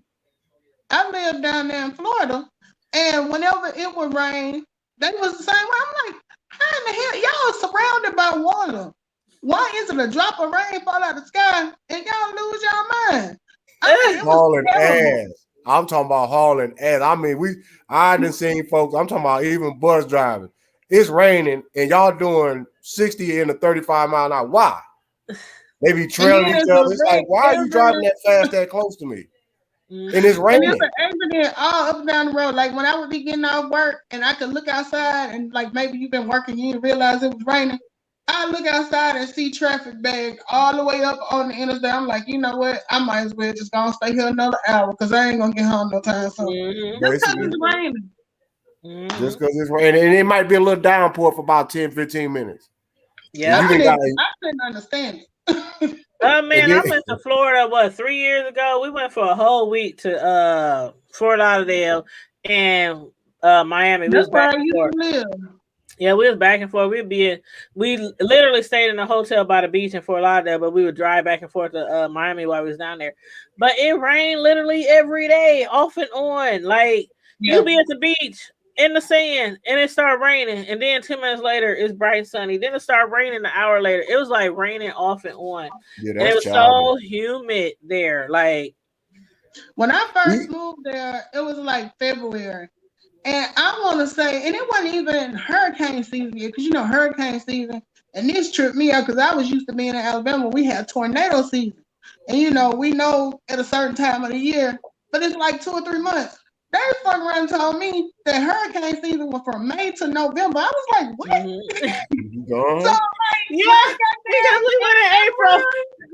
We went in April, Melissa. We went in April because of that.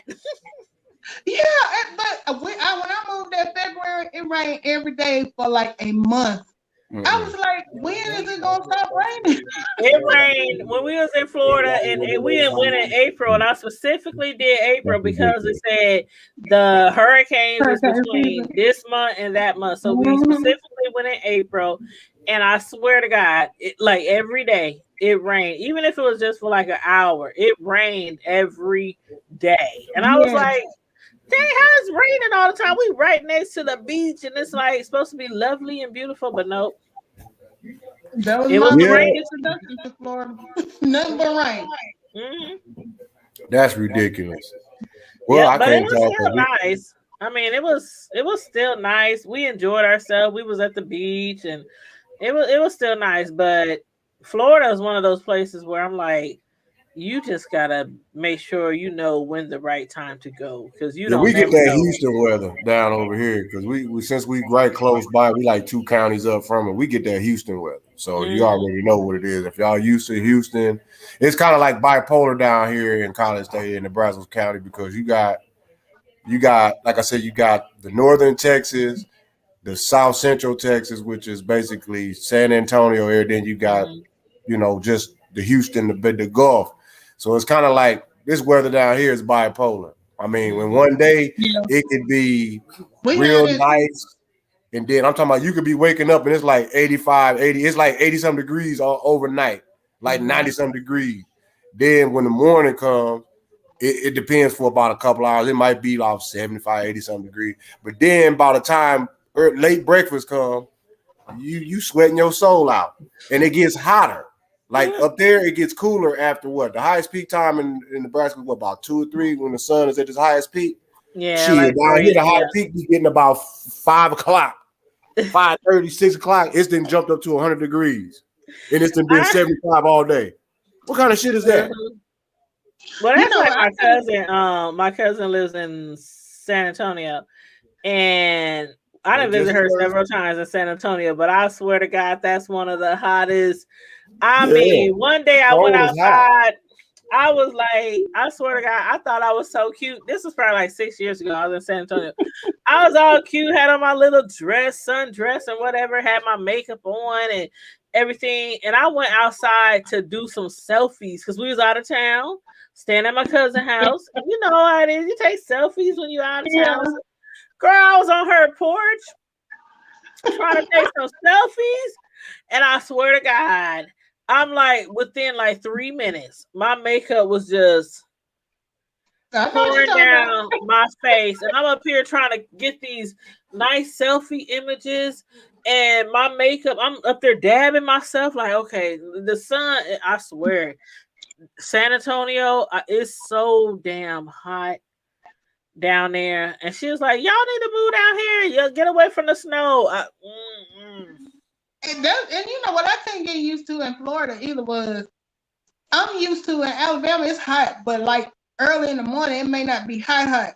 I would be getting up going to work before day, and when I open the door, it's already heat standing still, like just humid. I'm like, San Antonio, that don't make no doggone sense. San Antonio, I'm telling you, we would get up and I guess I guess I could live in San Antonio if I really wanted to. But see, my thing is I don't like extreme heat. That's even here in Omaha. I stay here in Omaha. And sometimes we get 98, 99, 100, here in Omaha. Mm-hmm. But I stay in the house. Yes. And I don't come outside till it's late at night. When you living in places like San Antonio, Texas, whatever, where it's hot literally 24 hours a day, like it don't matter what time you go outside, you gonna damn near pass out from the heat. Girl, let me tell you, I had only been married for maybe I hadn't even had my baby yet. So I had been married for maybe 6 months. So, my husband, he's Jamaican. So he used to heat and all that stuff. Mm-hmm. I'm like you. I'm used to heat, but I'm gonna run my air. Like in Florida, it don't make no sense to turn no air on. So, I done got home from work on Friday evening. It's like 6, 7 o'clock. And you know how the best part of my day used to be when I open the door and that rush of cool air comes in? Yes. Girl, I opened the door and I ain't feel no cool air. He turned the air off. I know he did. I got in the house and I was like, oh my God, the air that went out. It's Friday after such and such maintenance. We were staying in apartments. I'm like, maintenance is not going to come over. I'm just having a fit. I fuck around and look at the damn thing on the temperature gauge and the bitch is off. I called him. I was like, don't you ever in your life turn no air off over here no more. I was like, wow. I was so mad at him because I'm just thinking the air conditioning is broke. And he didn't turn it off. I said, you turn it down. You don't turn it off. Because I was freaking out. That's funny because my kids, when they was growing up, even my youngest one who still stay at home, how you would be away from home, right? And the temperature would be set at a certain thing. But let's say you away from home and it got extremely hot. And the temperature in the house is just hot as hell. And your kids don't even call and say, Mom, it's really hot in here. Can we like my kids, they would just be in the house And I deal come with it. home and I'm like, why y'all didn't call me and tell me it's hot? I would have told y'all what to put to eat. We had the same shit in the wintertime. Like it'd be cool in the house. And I'm like, why couldn't y'all call me and tell me, Mom? And I would have tell y'all what the temperature on. So I had to get my kids to doing that shit now. Of course, they older now, but you know, So you they got know. them trained well. They Yeah, want they know now. They know to call me, Mom. It's chilly in here. What would you want me to turn the heat on? But when it was young, I used to hate that. I'm like, it's 100 in hell outside, and I gotta come home and it's 100 in hell inside. Right. Shoot. What was y'all doing? I know y'all was hot. Right. Oh well, we just didn't want to tell you. Always talking about the bills and the no. One thing about it is, I know people who, and I hate those people. You know, you ever been over somebody's house and they be like, it's 150 outside, but we still gonna keep our air on 79. Right. I can't do it. Or it's 20, 30 below outside, but we still gonna keep our heat on 68. I hate those type of people. Don't invite people over your house if you're scared to make it comfortable for people because you don't want to pay that bill. Exactly, because I have to do the opposite. People know I keep my house cold. So like when somebody's coming up, first thing I ask them, is it too chilly in here for you? Because I can turn it, I can turn it out because everybody know I keep it like a meat locker. But I ain't gonna make them uncomfortable, because you are outside guest or whatever. But yeah, just for me, myself, I keep it cold. I don't keep it cold, but like I keep this summer it's like 74 or 73. I usually keep it in here because it usually gets around 90 in Nebraska. See, some days it'd be like in the hundreds, but normally it's about a 90, 95 at the most in Nebraska. I used to keep it like 69. Now I do like 71, 72. Yeah, I do like a 74, but it's like it'd be so cold in here. Like right now, it's cold. It's cold in here, and I got the air on 74. And it's probably about 88 outside.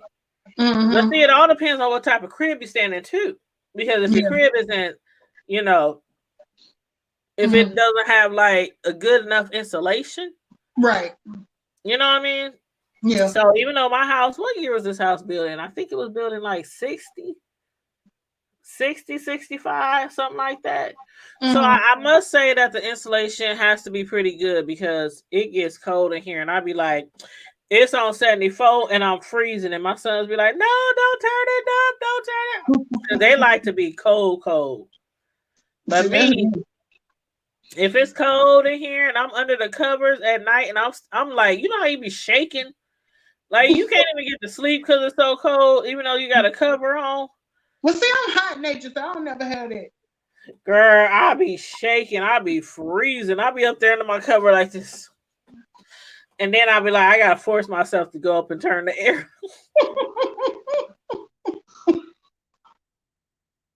Yeah, but them boys, they be cool. They be having their fans on in their room and everything.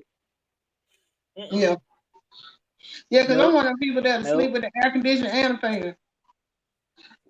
See, I have to have a ceiling fan. I don't want no fan because I don't like to have the air blowing. Like, the ceiling fan, like I'm looking up the ceiling fans right now. But the ceiling fans, that's all I need. I cannot stay in the house with no ceiling fans. Like, come on now. Landlords, homeowners, it only costs like $100.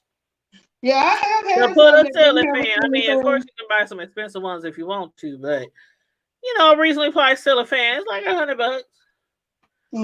They really make a difference in the winter and the summer. A ceiling fan. Yeah, I've stayed in some that didn't have ceiling fan, but I always had me a floor fan. If I ain't have no ceiling fan. I can't. When I sleep with a fan, like I either be sneezing or I wake up sneezing or something like that. It never fails with a fan. And it might be comfortable, but when I wake up in the morning, it'd be like I got allergies or something.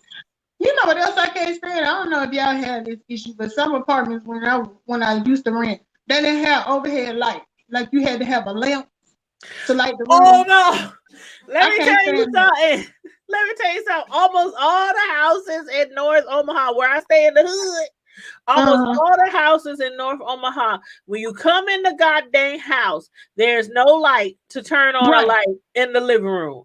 But there's a light switch to where you can plug up a lamp. Right. And I hate it. I absolutely hate it because I'm like, it's the living room. You need light. Exactly. Girl, I hate it. That's like a requirement now. But I'm telling you, that's how it is almost. And I done lived in a lot of homes in my city in North Omaha. And I swear, it's like, I probably had maybe one house where it had like a light, a chandelier or something in the ceiling in the living room.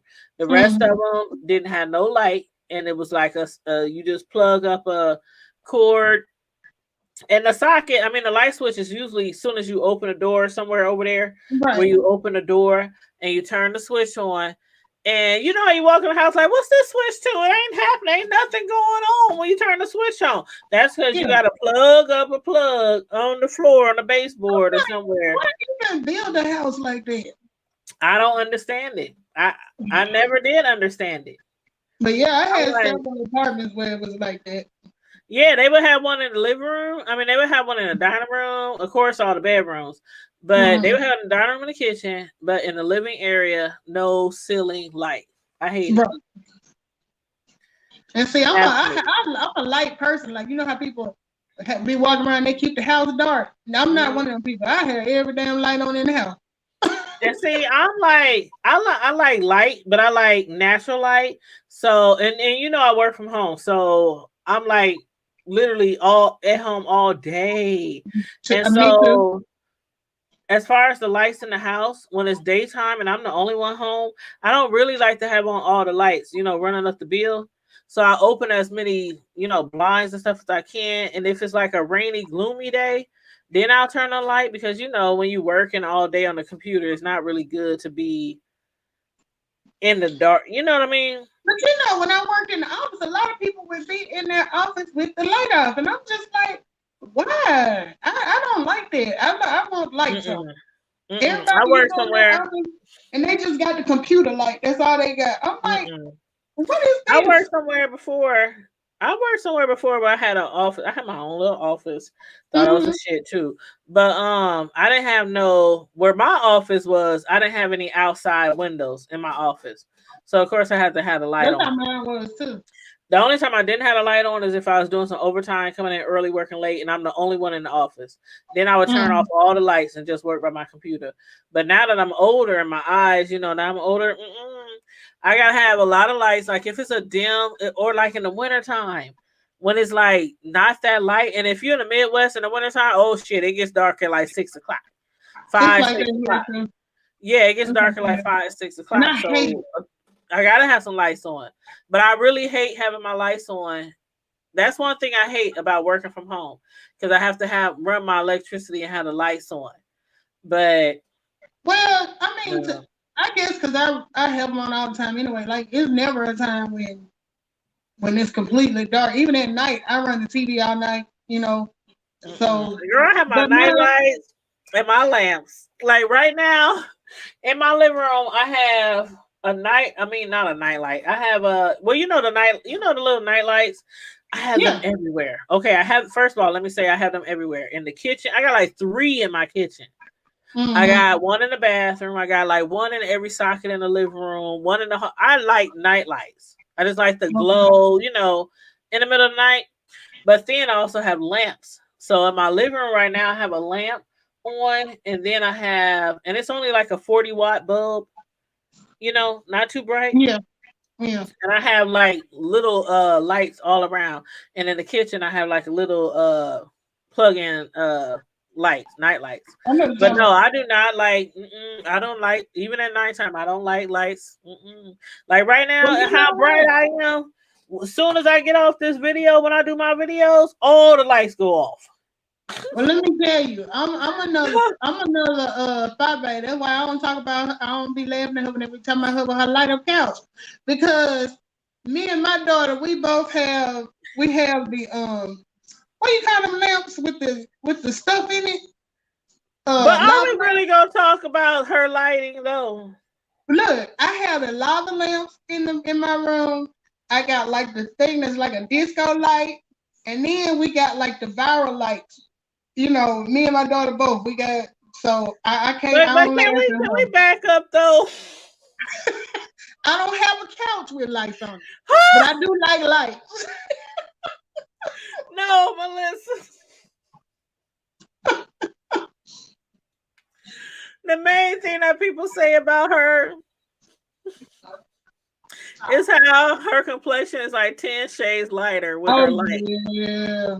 But I don't understand. I don't understand how every video she's a different shade. I don't get that either. She can be dark skinned and the next day she look mixed. Like I don't see, me personally, I have like, and I got my stuff from Amazon. I got like those big because mine ain't gonna fit your phone. I got those big you know, the photography, you know, photographers, you know, they use those big lights. The ring, like the ring lights? No. You know the lights that got they like the umbrellas. Like okay. I know some. I use those.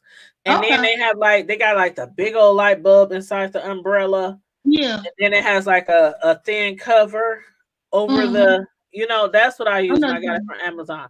But it's really bright. I mean, it's really bright. When I turn this thing off, it'd be dark as heck in here. But I like that light, and I want to get another one actually. But see, the thing is, you look the same complexion every time you come on though. But I use this same light.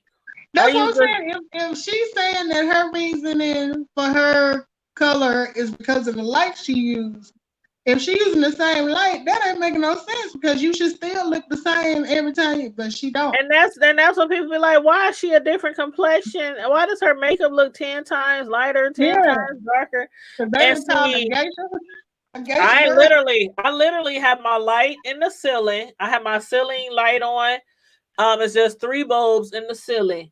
And then I have right in front of me behind my laptop, I have a big umbrella photography light type of light, you know, which a lot of YouTubers use, a lot of photographers, you know, use, and I like it. It only costs like, I want to say $30 from Amazon. But yeah, it's really, really bright. Like it's really bright. And that's it. I don't use no ring lights or nothing like that. Matter of fact, I bought some ring lights a few times and I didn't like how for some reason the ring lights they make you sweat and they make you get too hot. But with these big umbrella lights, it has like the casing over the front. So it's not like just my ring lights aren't that big. I think the bigger they are, the more heat they emit because I don't really have an issue with that. Yeah. But I don't have like the big huge one. See, I got a little one and I got a big one. I got one that's like literally this big. And it's just for like cell phones. It has like a ring light, and then it got like the cell phone part that holds the cell phone. Like let's say if you at a restaurant or if you just, you know, out somewhere, it's like a holder, a stand. Yeah, I got that one too. Yeah. And it holds the cell phone and got a light on that little ring light. That thing don't really do nothing. That light ain't. Yeah, I don't do nothing. I don't even use that. If I use that thing, it's just to hold my cell phone. I don't even use it for the light. But yeah, those big ring lights, them things is really bright and they get really hot. And so that's why I use the umbrella photography lamps. Yeah. Because I don't feel I'm not sweating. You know, I don't ever be up here sweating. The only time I like really, really be sweating is if it's like 100 in hell outside. And then I got all these lights on me. And the air is like kicking. The air is just trying to do the most it can, you know. But other than that, I'll be up here just chilling with my lid, you know. And I don't usually even turn my light on unless, you know, me and Tony do our thing, I turn it on. But for the most part, like I'm like you. The one I got my phone on now is that little mini one you were talking about. And I just use it as a phone holder. Yep. Well, see, and that's the thing too. The only time I really go on screen is when I do like my TV reviews or my Friday Night Lives. If I'm doing like my podcast or just coming on in the morning for coffee to chit chat with you guys, I don't even come on screen. And like this morning, I wanted to jump on here, and I was like, I don't feel like it. I ain't gonna jump on here. And like I know I missed the last few days of the R. Kelly trial, but I've been like super busy. Like I said, I've been watching my grandbaby, and working and stuff. So I had made an announcement the other day that I'm gonna be a few days behind on my videos this week because my son is moving, and his baby's mother, her mother, me and her usually like. If I got on Monday, she got on Wednesday. If I got on Thursday, she got on Saturday. You know, we like flip flop. And but she works like in a hospital setting, so you know her schedule is very different from mine. My schedule is more flexible, so I get them a lot more. But recently, she came down with the Rona. Oh, yeah, because she works in a hospital. Yeah. So I was the only Has she one. been vaccinated already though? Yep, and she still. You know, well, I know they say if you've been vaccinated, if you get it, it's not as bad. Yep. But yeah, she was down for a minute. And so I was like the only one that could babysit. Yeah. So I've been, you know, babysitting, and tomorrow I'm gonna get them again. Yeah, tomorrow's Saturday, right? No, Sunday. No, Sunday. I'm gonna get them Sunday. I'm gonna get them Sunday again. So they can finish all their packing and cleaning and, you know, cleaning out the old place and stuff. But I'm going to have them all day Sunday. And then, you know, the holiday is Monday. I'm going to need you to stop putting pictures of your food on your Facebook page. Because, girl, you be making me feel like I don't even want this shit I got in front of me. And I swear to God, I was just about to say on Monday is Labor Day.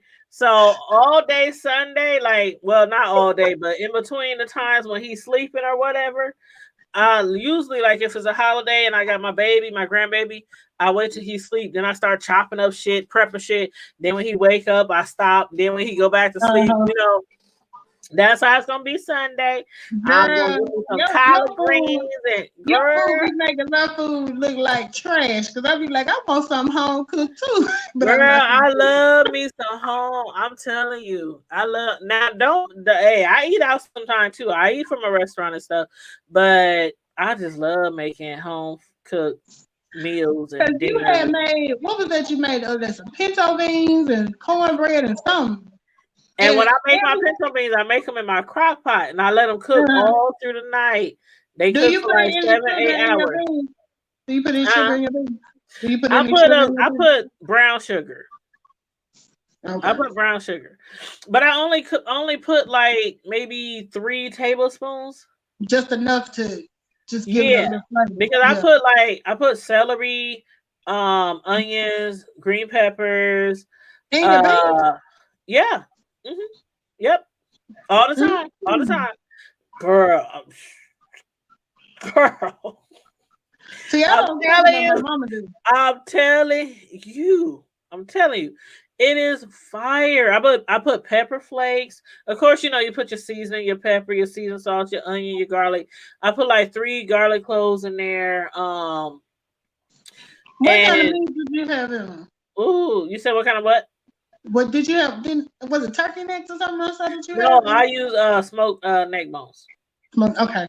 But see what I do whenever I make something in the crock pot that requires like my meat or fat back, you know, whatever, my pork, I make my meat separate. I always do. I always do. I take out my big, tall, you know, pot. I make my meat. I put all my veggies in there, all my seasonings, let my meat boil for like 2.5 hours. And the whole time my stuff in the crock pot is cooking too. But I don't like to cook my meat all the way through the 7-8 hours in the crock pot.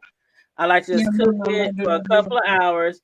Then what I do is I let it cool down. Then I pull all the meat from the bone. And then like 2 hours before my beans is done in the crock pot, that's when I throw all the meat in there. Yeah. Then I add a little bit more season. Yep, and I add a little bit more season. And then That shit be good, like really. But I do that with my greens too. With my greens, I always cook my meat separate, and then I use the juice from the. I mean, I cook my meat separate, then I use the juice from the meat, and I pour it in my pot for the greens, and then like maybe an hour and a half before the greens is done, because I cook them low and slow. Then I add my meat. I add my meat in there then. So yeah, some people cook their meat like all the way through with their stuff, but My mama I like. and Yeah. after you made them beans, girl, my mom here now. I heard her in there talking something. She was gonna make some pinto beans. I was like, "Yep, I'm gonna need you to pick this, and this." I'm telling you, somebody hit me up in my inbox after I posted it online, and somebody hit me up in my inbox said, "Please give me the recipe." I'm like, "It's not that hard. You just add the seasonings and add your like when I make my pinto beans, I do half chicken broth and I do half water." Because I do 8 cups in my crock pot. I do like 4 cups of chicken broth and 4 cups of water. See, I never heard of chicken broth with the beans. Yes, child. I'll tell you, I'll be over here cutting up. That's that Midwest twist, huh? I'll be over here cutting up. I'm telling you. Mm-hmm. Cause my mom, she don't put any vegetables or anything now. She just do the beans and then she'll add the meat or whatever. Oh no, like, I do all the veggies. No. Yeah, I do all the veggies. I do the onions, the garlics, the green peppers, the celery, especially celery. I do a couple of ribs of celery when I make my pinto beans. Mm-hmm. It be seasoned so good. I can't think of one thing that I make that I don't throw a whole bunch of vegetables in. Okay. I mean, from my cabbage to my greens to my beans to you put celery and stuff in greens too?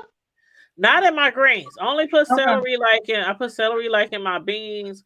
I put celery, of course, in my dressing. You know, when I make my homemade dressing, I put, of course, in there. But no, I mean like the onions and the garlic and the bell peppers, and I put that stuff in like almost everything that I make. Almost everything.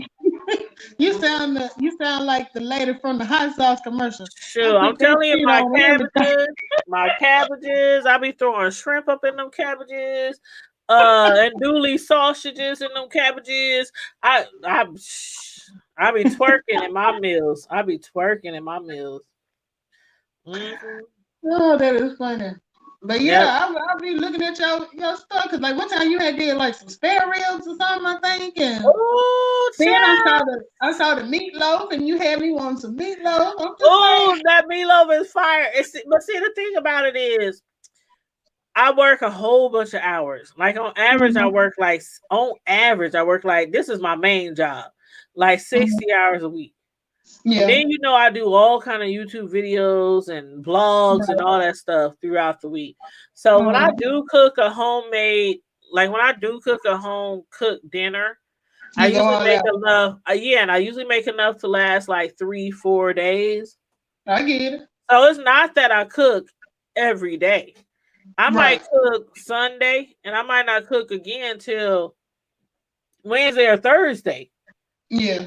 So I just always make enough to last a few days. And I've been doing that for years because my kids play sports all year round.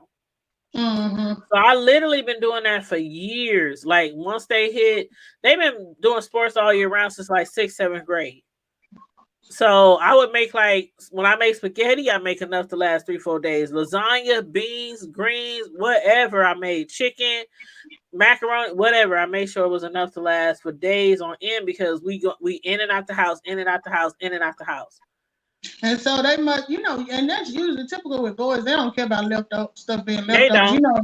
Girls be the one, which I'm not that type of girl, but like my daughter, after she ate it once or twice, she ain't eat it no more. Mm-hmm. See, these kids over here, they would kill some leftovers.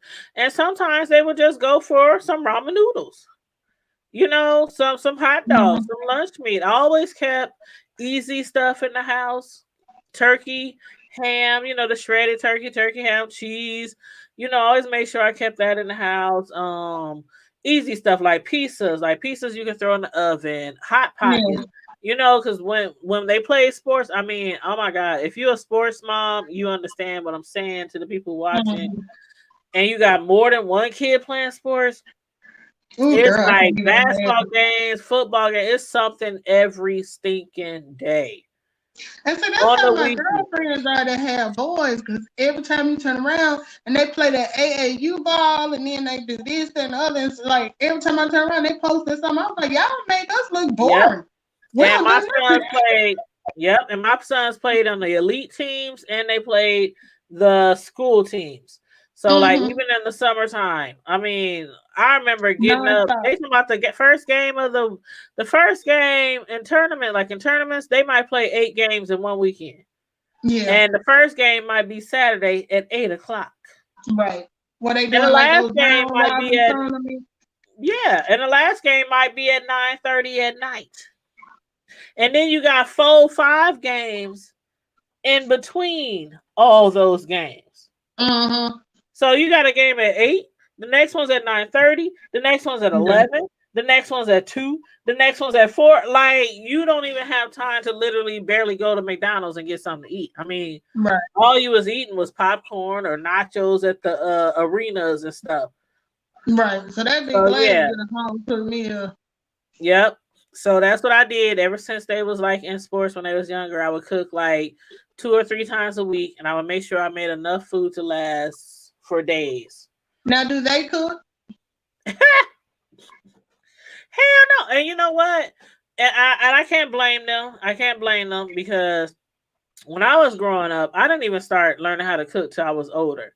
When I was growing up, I was a tomboy. I just wasn't a kitchen chick, okay? You couldn't pay But me. your You mom couldn't was pay a me. stay-at-home mom, right? So she probably She cooked was all a the time. stay-at-home mom. I'm telling you, she was cooking, baking, cake. She did all Yeah. that shit. But I was Yeah. never like she couldn't get me Hang to stay in around the in the kitchen. kitchen and help. Yeah. Yeah. Right. So when I had my sons, they play sports so much, it was no time for me. In between them playing sports, I'm helping them with their homework. You know, I'm making sure their grades is caught up in between the sports. So spending time in the kitchen, there was no time for that with my sons growing up because they literally play sports all year round. And they're what, 2 years, 3 years apart? They 4 years apart. 4 years apart. Yep. Well, yeah, my daughter doesn't do anything. You know, when she was younger, she did dance, and we would do dance practice. But after she got to be like 6, she was like, she needed a break. I'm like, a break? But she didn't want to do it. I didn't want to pay for it. So I'm like, okay, I'm not going to pay all that money out for something you don't want to do. So she hasn't done anything extracurricular since. Well, see, in our particular neck of the woods, like when I was growing up, like sometimes I talk about how when I was like I did earlier, when I was growing up, we was, you know, even though we had a very religious mother, we still found our way to the streets. I had plenty of cousins, uncles, brothers who were deep in the streets. Prison, jail, murdered, committing murders. I mean, that's just how it was. So when my kids were born, I didn't know as a single parent, like, how do I keep my kids from the streets? I didn't know. And so what I did was I just put them in sports. And, you know, some people, like I used to have people tell me, why you make your kids play sports all year round? Why you make your kids play sports in the summer? But they enjoyed it though, right? You know, yeah, they enjoyed. Trust me, they enjoyed it. They enjoyed it immensely. Because some parents was like, and some of them was even family members. Like, you make your kids play sports all year round. They don't even get to take off in the summer. And it wasn't that. This is how it was in my household. You could do any extracurricular activity that you wanted to. It could be sports. It could be playing the piano. It could be volleyball. It could be football. It could be track. It didn't matter.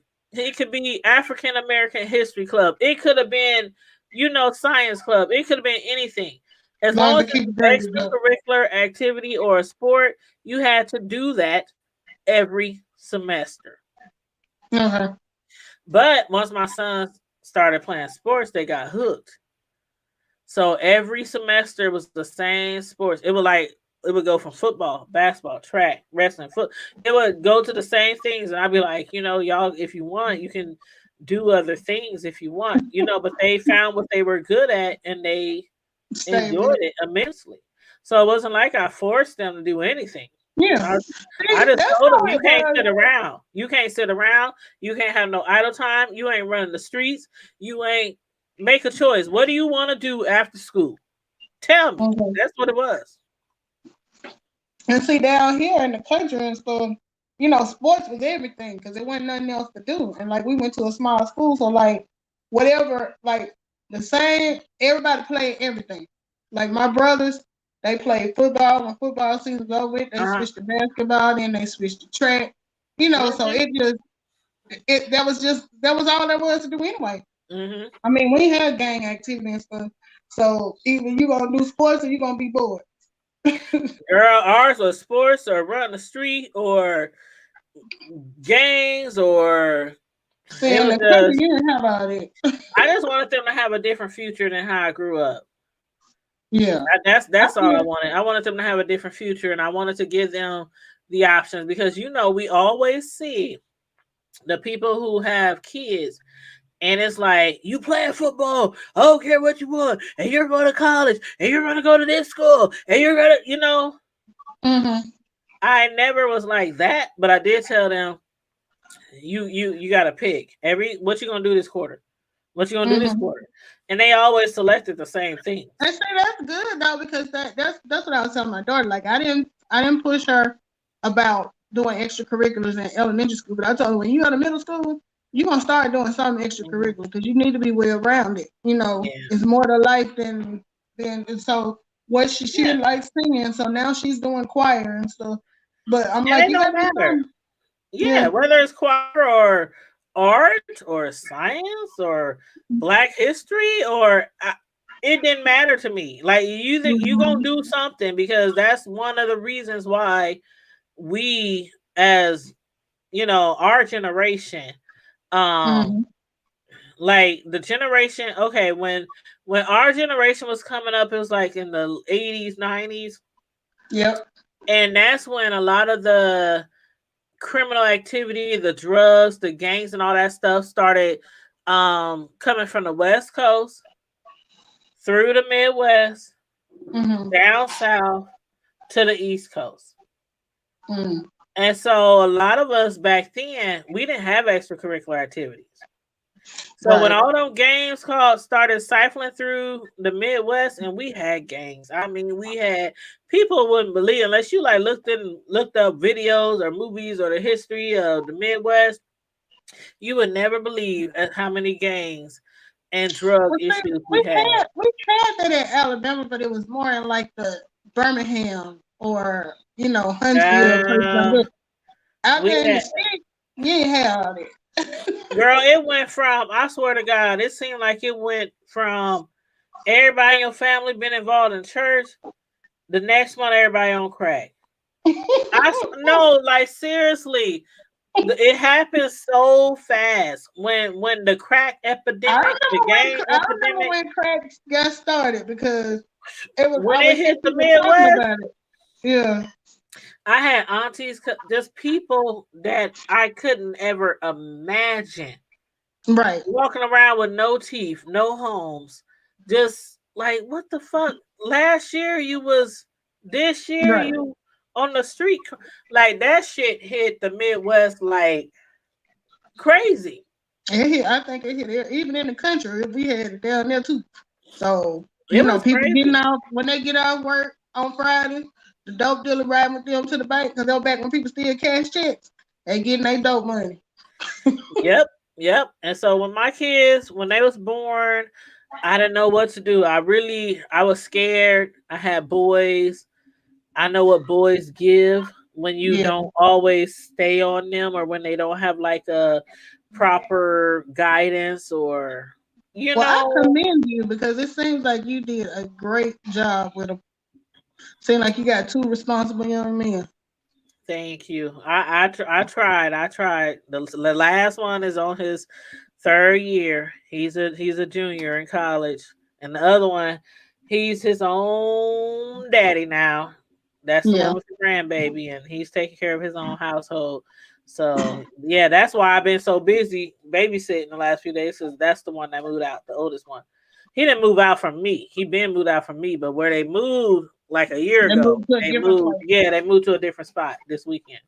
Mm-hmm. So yeah, and I was over there tonight. I was like, "Oh, check y'all out! Look at y'all got like all these bedrooms and bathrooms and walk-in closets." And I was like, "Shit, I'm about to move in with y'all." Look at you, proud. They moved on up like the Jeffersons. I was like, because I'm in the hood, right? I'm in the hood, so I'm like, you got a bathroom and the master, like they just. I'm like, okay, I see y'all. So I take it they're not in the hood. They like in the hood, but not.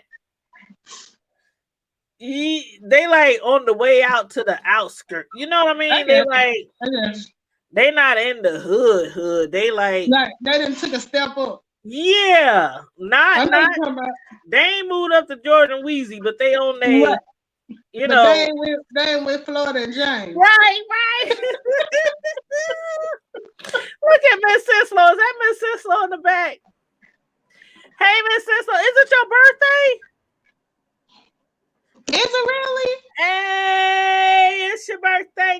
It's your birthday. What's your cash out, Miss Sislo? I didn't know today was your birthday. Yeah, I don't really talk about it that much. Well, why you don't talk about it that much? You should have went live so people can cash app you all kind of coins. Right. That means I've been watching the Hood Table for a year, because when I first started watching last year, it was Miss Sislo's birthday. What? Miss Sislo, it's your birthday? What's your cash app, Miss Sislo? Yeah, what's your cash app? Drop it in the hold on. What's your cash app so I can drop it in the chat? I'm gonna show that birthday love. It's your birthday. It's your birthday. Go Sislo. It's your birthday. Hold on, because I'm about to put your cash app in the chat. It's Sislo. Matter of fact, I done sent you something before. Let me see what my cash app is on here. It's on there. It's on the screen. Oh, you put it in there? Well, let me see. Okay, I'm about to cash app you something right now. $6. Hold on, let me see. Look at God, because I showed this. I don't see it in here. Where you put it? It's under her name. Oh, okay. Let me see.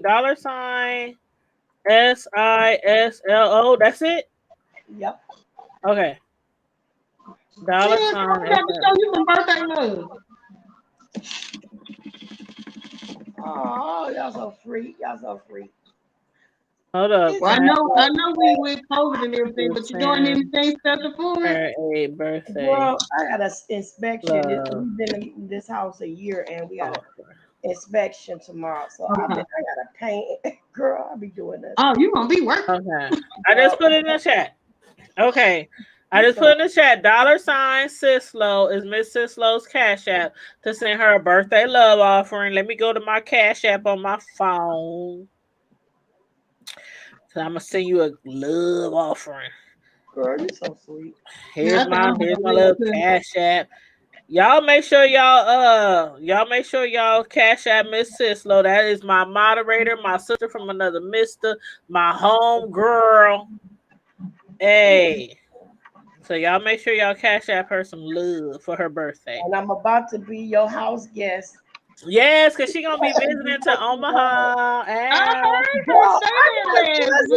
got a cousin I just met, and she lives in Omaha. That's what's up. Yeah. Yeah, I'm hating a little bit. I'm like, I want to go. Let me see. Miss When y'all get ready to come here, you're welcome. You know, we got casinos and everything here. Okay. I might get knocked out. Original Motown. You know where Berry Gordy started Motown? It's still there. It's a museum now. The Hitsville? Yes. Yeah. Uh-huh. So did you live near Aretha? You know what? At once upon a time I lived where the house where she grew Did you up. get that cash app, girl? I don't know. I ain't really bad. Okay, I just sent you a cash app. Y'all make sure y'all send Miss Sislo a cash app for some birthday love. I don't think so. It's $Sislo, $SISLO.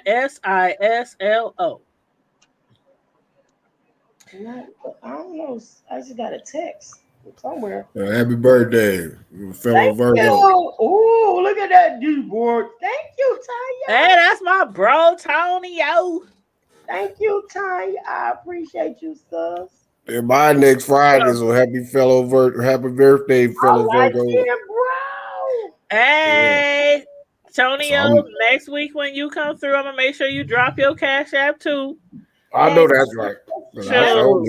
Right? Gotta get birthday love, One of my good friends, my road dog, and my son. My oldest son's birthday is on the 10th.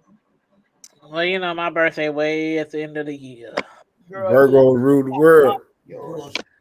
Way at the end of the year. Thank you, babe. I appreciate you too. Anyway, what else y'all gotta talk about? Because I'm about to get up off here. I gotta be up at 4 a.m. Probably nothing. We going out of town. Oh yeah, you need to get you some rest. Right. I was, you know what, Tone? I was going to cancel the show tonight, actually, because I was been babysitting all day after I got off of work.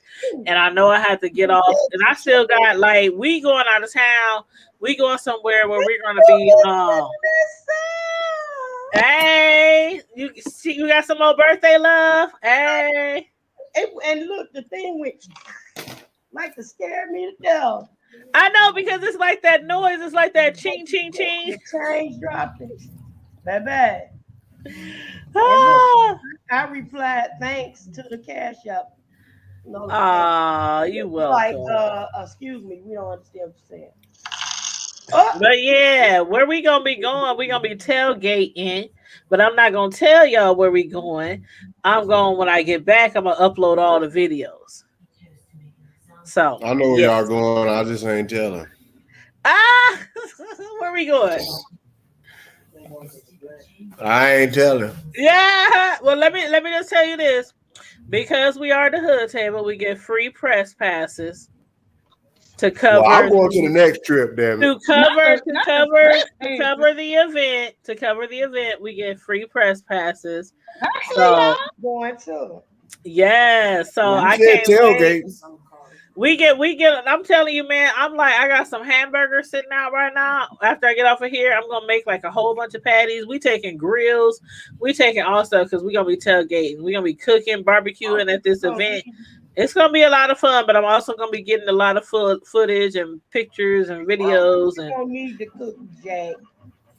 I think you gonna be I ain't gonna be cooking. I'm just making, like, it's a lot of us. It's a lot of us that's going, and we each like pitching in, but they know I'm gonna be mainly recording and filming. So the stuff I got, they'll be taking care of that on the grill, you know. But yeah, everybody pitching in with food. Yes, I done rented me a good old nice SUV, and yeah, we about to go on. Yeah, we about to hit the road.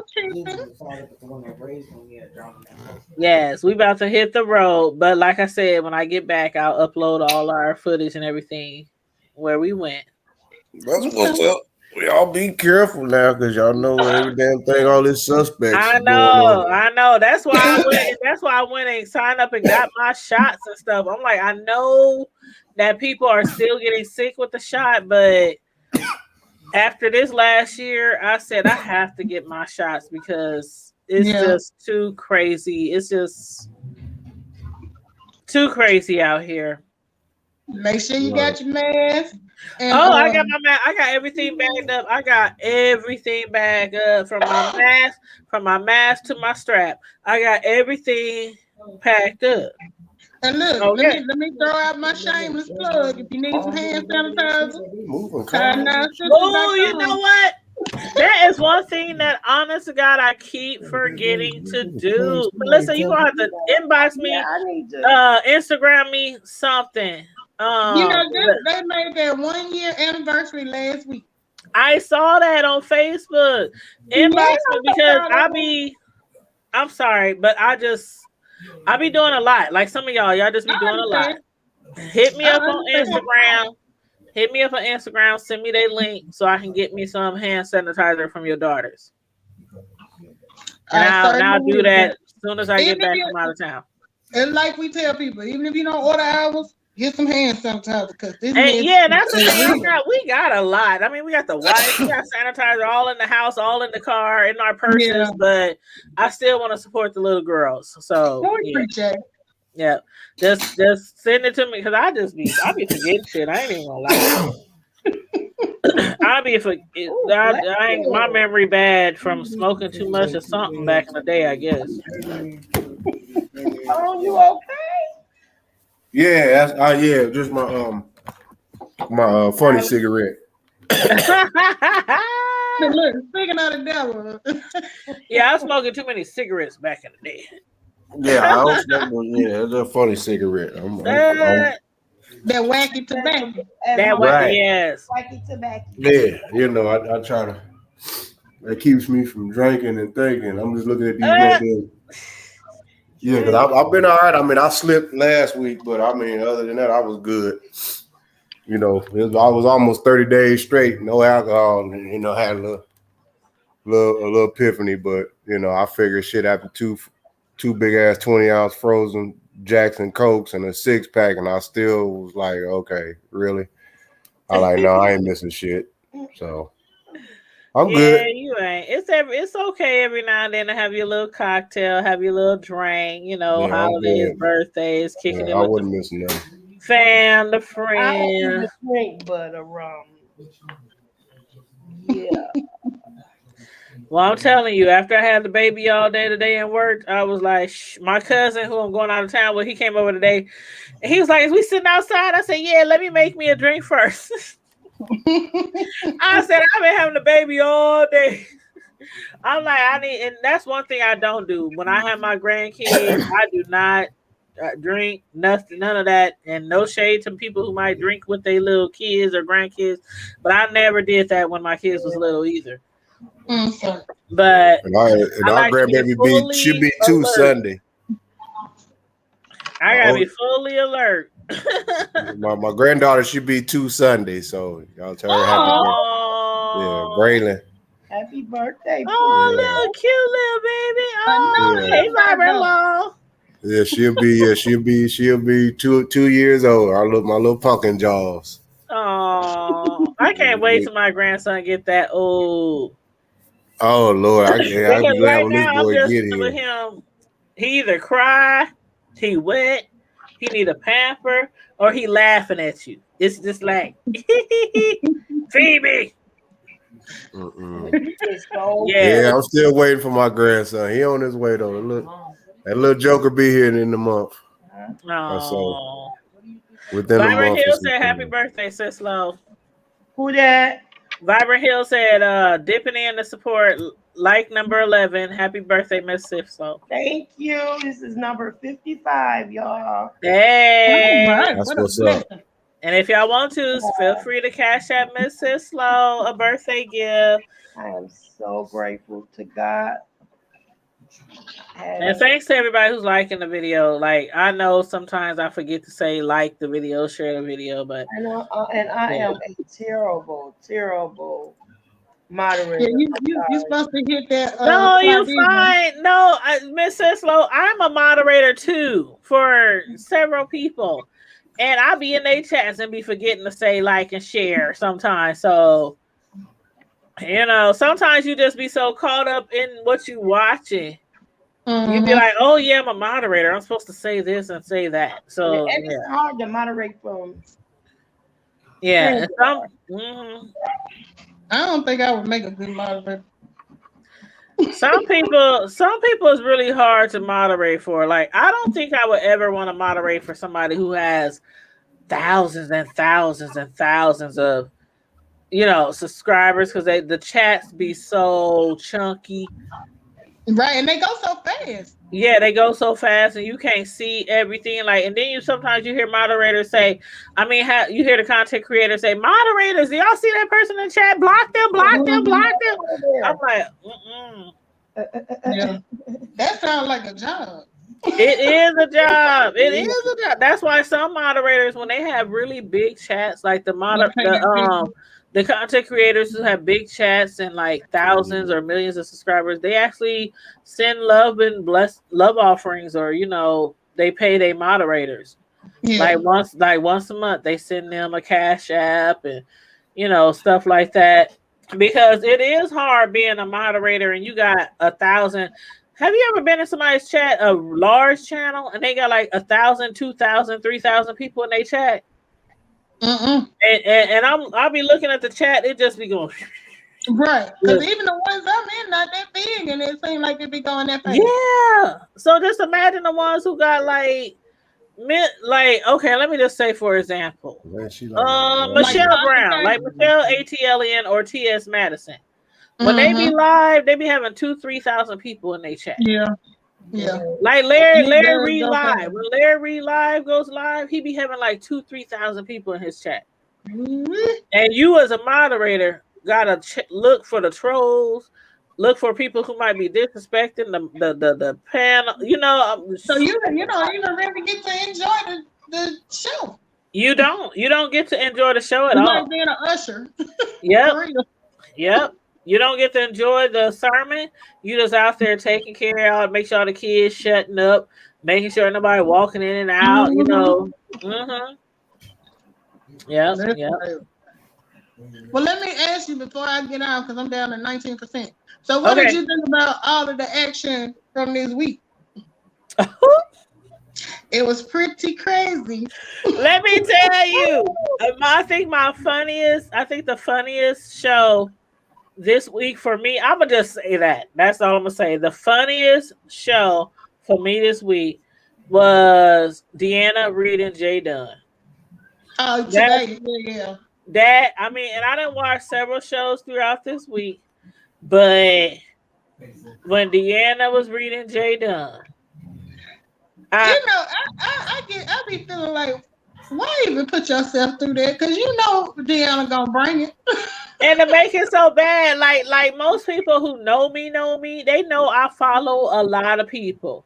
Yeah. And when I'm watching two people that don't like each other, I might say hi in the chat, and that's about it. Yeah. Hey, what's going on? Good morning, good afternoon. I just let them do their thing. I was in Deanna's chat, and then I was in Jay Dunn's chat, and I was watching both of them. But Deanna, Jay Dunn's chat. When I had to actually look her up this morning to go see what was said. Jay Dunn and Deanna, that was the livest beef this week. It was the livest beef this week. And as a matter of fact, it just happened. It literally just happened. Yeah. Because when I clicked on Deanna's this morning, and I didn't know what she was talking about, but she came off the bat. Yeah, because Jay Dunn had came at her on her birthday. And if you've been following Deanna long enough, she don't be coming on live beefing on her birthday. No, she be enjoying her, whether it's Christmas. Yeah, whether it's Christmas, the 4th of July. If somebody starts shit with her, she will do her whole holiday. Doing her thing, and she'll come back when she get ready, to clap back or whatever. So I knew it was coming. I didn't know how long after her birthday was she gonna wait, but she didn't waste no time this morning. And that shit, I'm sorry, it was funny. And I was. What prompted it? Like what was it? What made her even go there? And that's the thing. It's like they both have said stuff to each other over the years or something like that. So this particular incident, I don't even recall Deanna starting it. Right, because what was the pivotal point? I don't even recall Deanna. It was weird because it's like Jay Dunn came off, and then Deanna came off. Then Jay Dunn was like, "Quit talking about this, that, and the third." And I'm like, I don't even remember when Deanna said anything to you within the last week. Because maybe I missed it though. I could have missed it. I don't know. remember her commenting on the thing with her calling the police on Food Junkie. I don't remember. Oh yeah, yeah. Now I remember that. Did she say something? I remember when Deanna, but that was like a few people. A few people had said something about Jay Dunn calling the cops on Food Junkie, and I even thought it was wrong. But you know, it is what it is, and that's the only thing I recall though is when she might have said something like, "Why is she calling on Food Junkie?" And then because of the thing was she called on Food Junkie, and then like when Bless asked her to jump on her panel, she commented in the chat talking about, "I'm driving right now." And so everybody was like, "You talking shit about Food Junkie live on YouTube, but you watching a YouTuber and then commented in the chat while you driving. Why you driving? Even though you didn't jump on the screen, you still watching and commented in the chat. Yeah. So like, ain't that like? I see it's stuff like that. Like I wouldn't even say nothing. That's why I'm telling y'all. That's why I don't even jump in the beef. I like watching it. It's entertainment, but it's too much emotional. It's an emotional drain. Yeah, and to continually be beefing in the beef sector. And like, can you imagine arguing with somebody day in and day out every day? No, I don't do that in real life. I can't do that in real life. I can't do that with a man, with my kids, with my boss. I can't. And some of these people, the stamina. I will shut down on you before I argue with you. There you go. I'll be up there like, okay, bitch, whatever. You know that'd be me because it's on YouTube. Now in real life, that's different. But on YouTube, I can't do so. I give it up to everybody in the beef set. Like they stamina, like what VS used to say, my stamina is amazing. Mm-hmm. I ain't got it to do. I cannot wake up and argue, go to sleep and argue. And then a lot of people in the beef sector, you got to literally watch all the people beefing for your content. Because a lot of people in the beef sector, they don't have content outside of the beefs. Like me, you, Cisco, when we do content about shit going on in the world, celebrities, you know, you do your taxes and your money management and your finance. You know, a lot of people in the beef sector, they don't have no content outside of talking shit about another YouTuber. Yeah, it's like their job is to be a commentator. That's their job, and a lot of them is good at it, and it makes them money. It makes them coins. They get a lot of followers. So no shade. I just can't. I can't sit here and argue all day, every day. Yeah, I just can't. I can't do it. It's like, draining enough watching. I can't even listen to them. Exactly. Like I stopped watching a lot of people because. Like, okay, like people like Deanna. I love me some Deanna. I love Deanna. Sometimes she be and sometimes she just talking about regular shit. I mean, she be out in the clubs with her husband, they be at parties, they be, you know, so she does a lot of different things. Yeah. But then there are some people who beef and that's all they do. That's like all they do day in and day out. And some of them I just be like, every time I come to your channel when you live, it ain't nothing but screaming. Yeah, I can't. And yelling. And it's like, if you ain't got no other commentary and you constantly just screaming on your panel, I can't do you anymore. I don't know if I'm getting too old, if my ears is getting bad, my brain. I just can't do it anymore. Getting old. Like, it's really getting old. It's really getting old. It's like the same old shit. Like, how many times we gonna talk about somebody who dragged somebody's mama? Like somebody who said something about somebody's, like with Deanna, they always talk about her foot. You know when they had somebody take a picture of her when she was at the store. It's like that's all y'all can say about this girl. But you know what frustrates me is when I hear people giving different accounts and I know what they're saying is not correct. And that's why I like the cleanups. And that's why I like James Caldwell. Because Melissa, I'll be like you. I'll be sitting there like, now I've been following the beef sector for 3 going on 4 years. And I know that is not what happened. But I just sit back and I be in the cut like they lying, they putting 20 on 10, and that's when James or Deanna or Food Junkie or what's his name, Rick Reed or somebody, they'll come through. Yeah. Now see, that's like I was listening to Five the other day, and I don't usually listen to her, but I went to listen because of that whole cookie thing. And a lot of stuff Cookie was dragging the shit out of Five. What? But a lot of girl, you missed that, Cookie who? Cookie. I'll send you her link. She's from the black. She's from the black conscious sector, but a lot of the black conscious people are coming into the B sector, and a lot of the B people is coming into the. They're like merging. Oh, so I'll send you Cookie Monster's link, but go ahead, Melissa. When you said the black conscious and that, remind me, tell you something when you finish with this. The black conscious sector, all I gotta say is they're not always so conscious. But I'll send you her link. Go ahead, Melissa. But I was listening to Bob give some details about some stuff, and I'm just thinking, I was in that live. That's not what happened, or that's not what was said. And I understand it's a whole art to put a spin on stuff. But I guess I'm just one of them people like I don't lie about stuff. Sauce. She be putting her sauce. Like, okay, but I don't know how long. I don't know how long either of you been in the B sector, but you've definitely been in the B sector a long time. If you can remember when 5'8" told somebody to suck her child's. Yeah, I was here before then. I remember when she made that video. When 5'8" first came on. I remember when she first came out, when she was sitting on that patio, when she was sipping that coffee. I was watching her when she got into it. When she got it into it with carpet on my walls. What's his name? No, that was, let me tell you. Larry Nelson. I was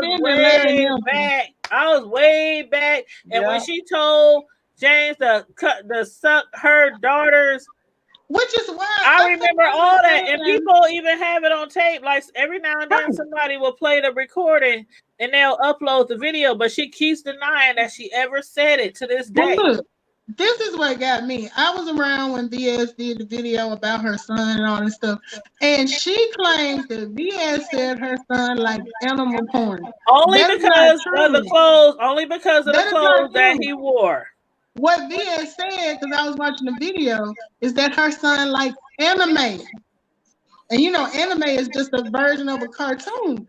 It has nothing to do with animals. But also because of the clothing that he wore, like his jammers would have like. Well, she had on like the horse pajamas. Yeah. It had like animals in bed with her sometimes. But I remember specifically and merging that stuff together. It's not like it's a bona fide fact because I was watching. I remember specifically. I'm telling you. I remember specifically when she said that about I was watching. Like, and see, that's the thing. Like, remember when the black sector, I think it was Cookie or somebody who was like, y'all in the B sector, y'all always be talking about this stuff, but y'all don't have no proof. Like in the black sector, we gotta have videos, we gotta have proof. And like James said, back then, 2-3 years ago, wasn't nobody recording everybody. But you know who would have a lot of that stuff? LSA. Right, and no, everybody had every video that you could imagine. Like, remember, what's her name? The little chick that Fire was talking about. She swallowed, or she was just the one who mother. She's adopted, and her mother passed. The one who makes the videos. Not J Dunn. No. The young one. And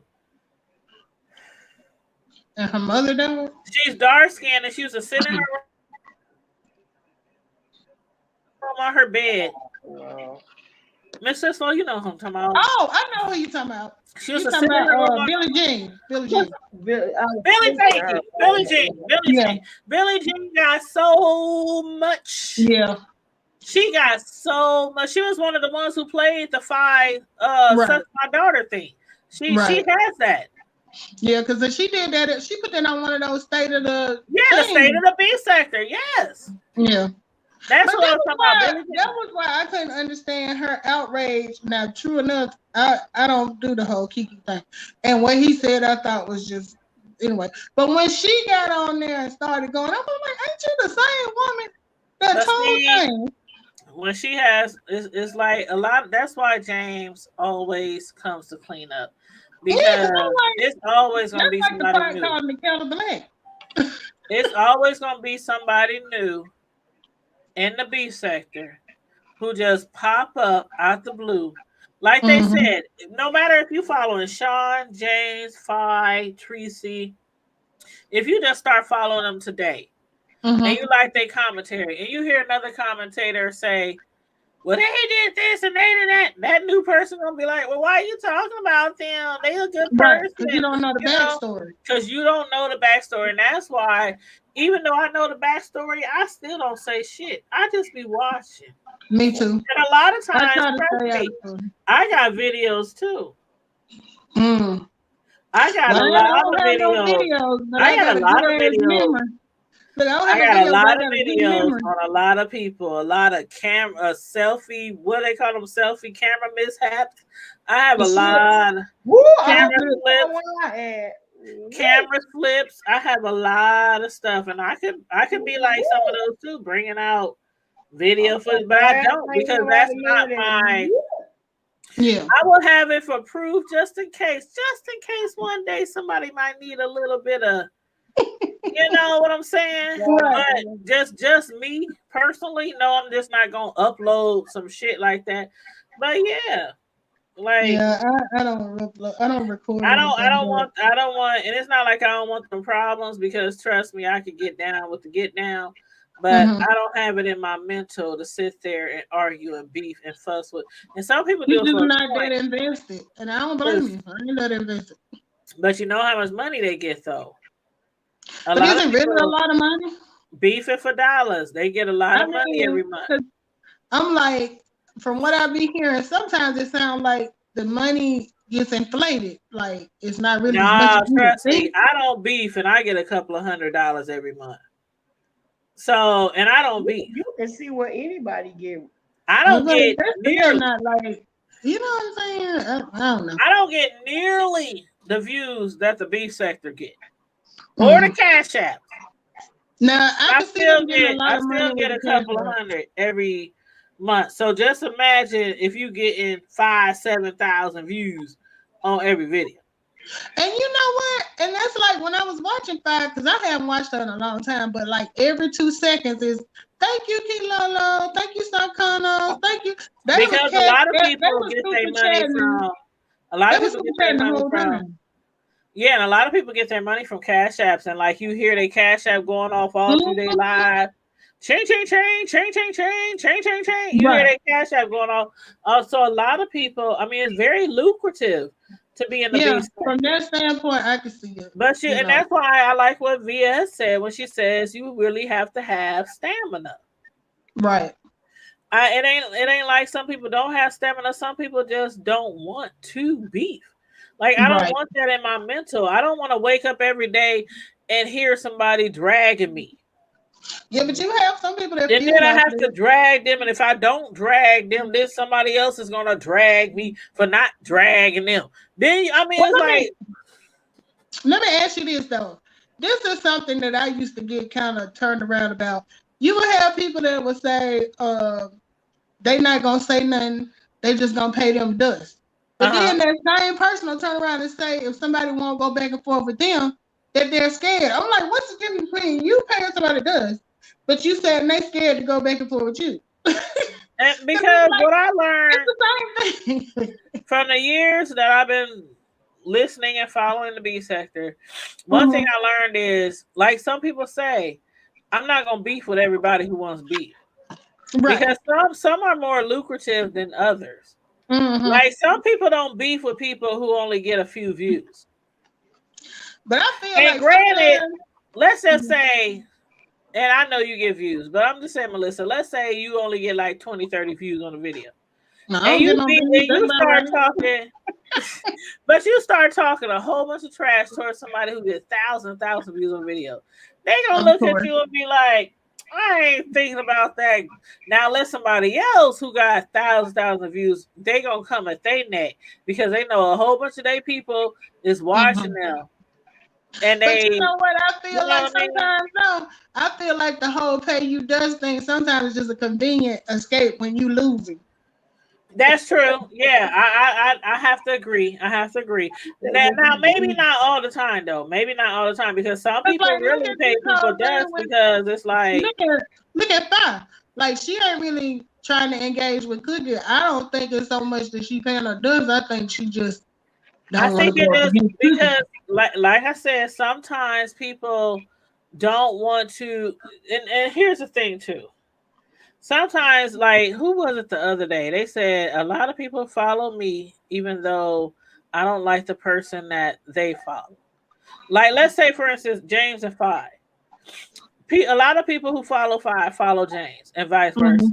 Mm-hmm. So it's like in the Cookie Fi situation, Cookie has a lot of people that follow from over here, and she has a lot of people that follow in the B sector. I mean, the black sector. Fi is trying to get into the black sector. Mm-hmm. You know what I mean? Mm-hmm. So she might be, how does she say strategic?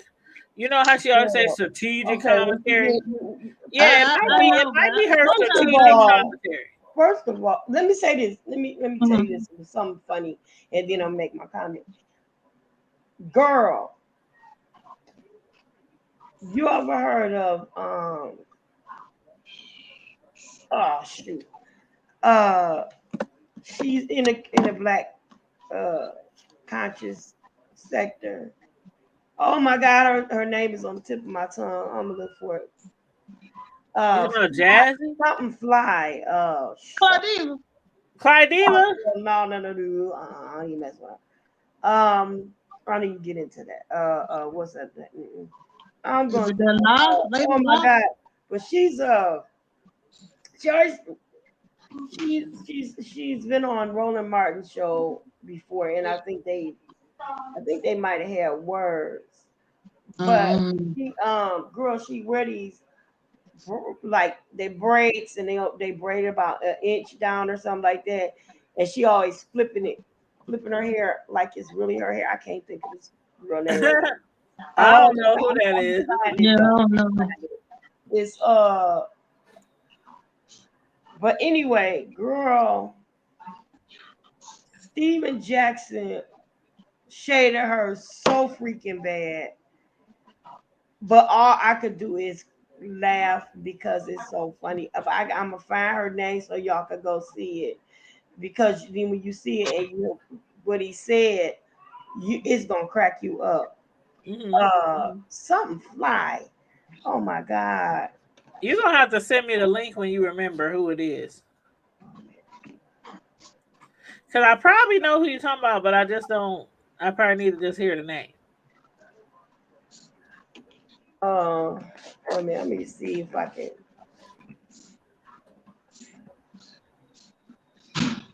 Because I don't know. Only black safety people I know is the ones that have popped up here recently. Yeah. Like Cookie and Claudiva and Jazzy. Yeah. I don't know one like no. Yeah. Vicky Dillard. Shoot, that's her name. I ain't never heard of her. I don't know her. Vicky Dillard. Girl, he shaded her so bad. He told her,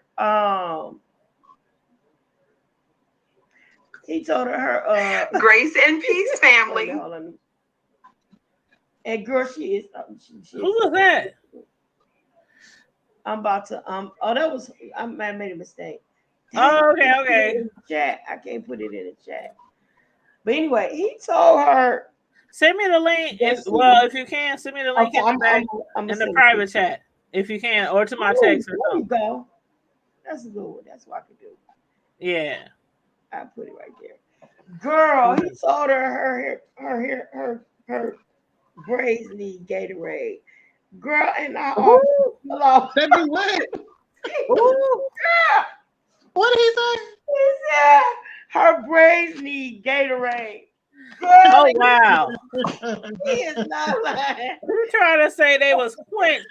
They was parched. They was dry. They was missing some electrolytes. They was. I almost fell out my seat. Oh, I just put the link in the chat, y'all, for some of y'all who might want to check it out. I just put the link in the chat, child. Girl, that was so freaking funny. Now, what I was going to say, now, in order for you to get into the Black conscious sector, you got to do, number one, you got to be up on knowledge. You got to know what you're talking about. Mm-hmm. And that's exactly why I ain't over there, because they have a vocabulary. They get deep. You got. And I can't even get deep with you talking about the damn the presidents and the. I can't even get deep with you on that level, so I ain't even gonna lie. Politics, I ain't even. I say I like the lighter side of you too. I don't be trying to get too heavy. Yeah, I don't be trying to be no brainiac because I know I ain't a. The conspiracy things. I don't do the conspiracy things because they get so deep, and then I get twisted up and confused. Yes. But you I just over there and call yourself trying to bring that B sector stuff over there, baby, because you will get canceled, shown up. Because you just can't fake it to make it over there in the concert. You can't fake it to make it over there. Because they will call you out if they think you talking about some. Oh, they'll call you out on purpose. Yeah, like so you can make a fool out of your, as my kids say, your own self. Right. Like even in the beef sector, you can get away with beefing and really not even know what the hell you talking about. Yeah. Just because you're funny. Yeah, people do that shit all the time. And sometimes I be sitting watching people beef. I'm like, that ain't what happened. That ain't what the person said. That ain't what they did. But I just be sitting there like.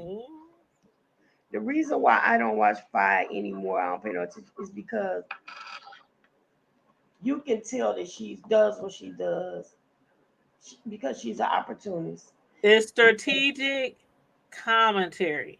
It ain't strategic commentary. It's messy. But I'm saying when I say strategic, like she uses that term. Right. She does what she needs to stay arguing with people. Yeah, like that. That's how it goes in the B sector, though. But some people overdo it. But some people in the B sector relationships for real to stay on top, and I just that crab in a bucket kind of thing. And she just likes the trend. That's what I'm saying. Some people knows that. If you okay, let's use Jay Wilson for example. Jay Wilson likes his favorite thing is beefing for dollars, but he don't necessarily pick at people. He don't ruin people's lives. Right. If somebody say something to him, he'll clap back. You know what I mean? Exactly. But some people on here, they intentionally just try to go to the lowest of the lows to keep shit popping because it's keeping their chat popping and it's keeping those dollars popping. But you know what gets me? Some of these subscribers get so caught up that they like literally be ready to pick up some boxing gloves. And that ain't me. And that ain't me. And Melissa, me and you be everywhere. Yes. The person's wrong though. Right. Nope, I don't say shit. Me and Melissa be everywhere. I be seeing her, she be seeing me. I don't say shit. I don't care if you right, wrong, indifferent. I watch for the inner fucking entertainment. Look, the hood. I ain't fighting for nobody. I ain't beefing somebody. With her jump rope and hey y'all and keep I'm serious. I come in to the people say, hey y'all, what's up? What's popping? Good morning, good afternoon, and that's about all you gonna hear from me. Now, depending on the topic, I might make a few more comments in the chat, depending on the topic. But other than that, I say my greetings to the host and to the chat. And because I also work like 10 to 12 hours a day. So I'm working while I'm watching. So most of the time I'm just listening and watching. And every now and then I might comment, but I'm not beefing for nobody. I'm not fighting for nobody. I'm not nobody out. Me and Sislo could be the best of friends. You know, and I'm not getting out there banging for nobody because we all see how it be. Miss Sislo and Melissa, how many times y'all done seen somebody banging to death for somebody? The next thing you know, they fighting each other. Right. Or they Girl, enemy. I get so too because you'll come through. It could be the middle of World War III. You'll come through skipping through with your rope. Like, what y'all doing? All right, I'll see y'all later. Bye. And that's how I be. It could be like they could be cussing each. They could be all. I'll be up there. Hey y'all, what's up? How y'all doing? Everybody be like, hey hood table, what's up? How you doing? Hey, hi. What's up? Back to arguing. And I be back. I just be sitting in the cut. I be watching because to me it's like entertainment. That's it. I'm not out there like jumping, fighting, punching. I'm not. And I love a lot of different YouTubers, and one of my favorite ones is Deanna. A lot of people know that, and Deanna fights with a lot of people. Not fight, but she go back and forth with a lot of people. I don't be up there.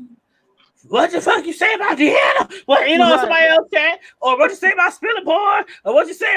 I don't. No. Because if I'm doing that, I feel like some people say about Deanna, and you ain't say me. No. My thing is, no, Miss Cicely, you know what I mean. We beefing now. I'm just saying. I feel like if you beefing, I just feel like if you beefing that hard, like a lot of people who beef that hard for content creators, they don't even have a channel. They don't even show their face. They are a whole avatar or a whole troll. Like if you beefing for somebody that hard, get your own damn channel. That's how I feel. Well, my thing is, they probably don't go hard for people in their family and stuff in real life. Thank you. As hard as they be going for these folks on YouTube. They don't even know these people from Adam, and they be all up in the chat, cussing people out, dragging people. Like they do it in Five's chat. They do it in everybody. QB's chat, Sean, James, they do it in everybody's chat. I was in Sean's chat just listening the other night when they were talking about what's been going on, and he had his people on the little Zoom thing, and a couple of the ladies got on there, and I'm talking about this woman was hot, like you done did something to some of her children hot at Rita, and I do, and I'm just like, you literally talking about whipping this girl ass over something that happened. I can't do it.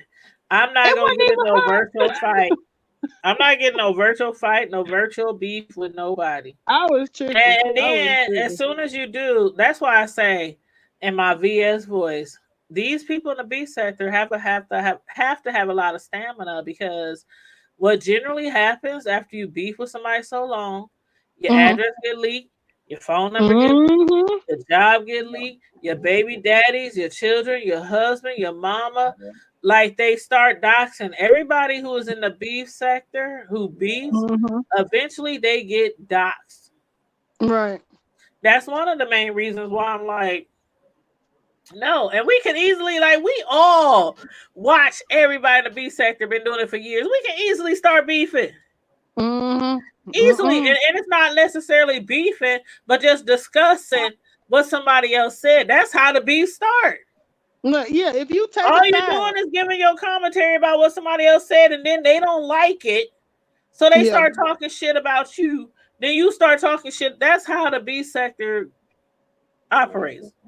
But you know what? It's so funny. I had just got to the point over in Sir King's chat where I was feeling comfortable, speaking, because I like Ron P. And when I see him, I'll speak or whatever. And I then like Ron P too. Then all that mess happened the other day, and Sir King was getting mad at folks for just. You talking about he was getting mad because of Ken.